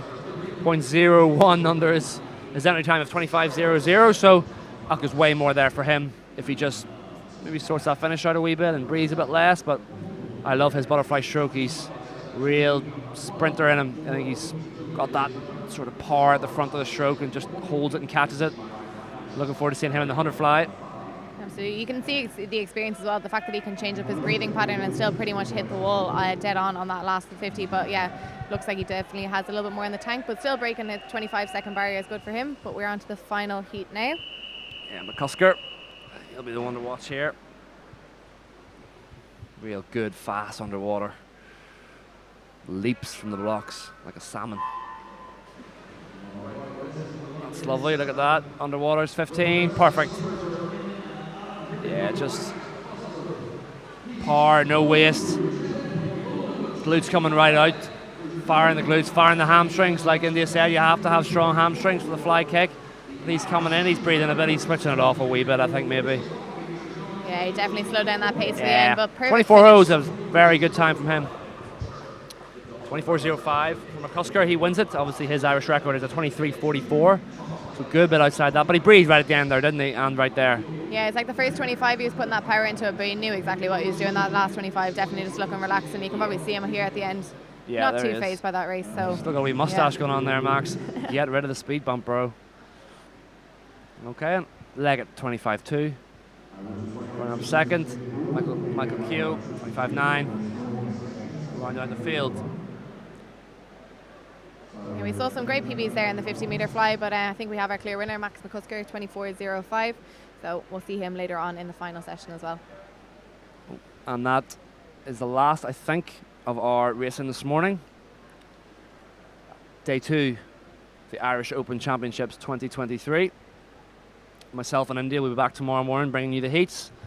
But in the evening, this evening, you will have John Kenny and Nicholas Quinn, former Olympian, bringing you all the action for the finals. But that was a great morning of racing.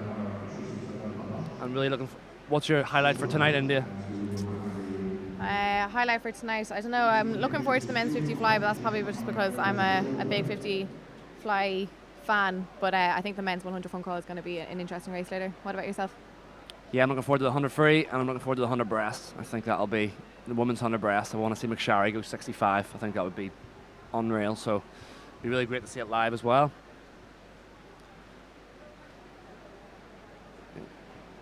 So that concludes our coverage for this morning. So thank you very much for joining, and thanks again, India, for joining me. And we shall see you tomorrow morning, and tune in tonight for the finals at 5 p.m. Thank you. Thank you.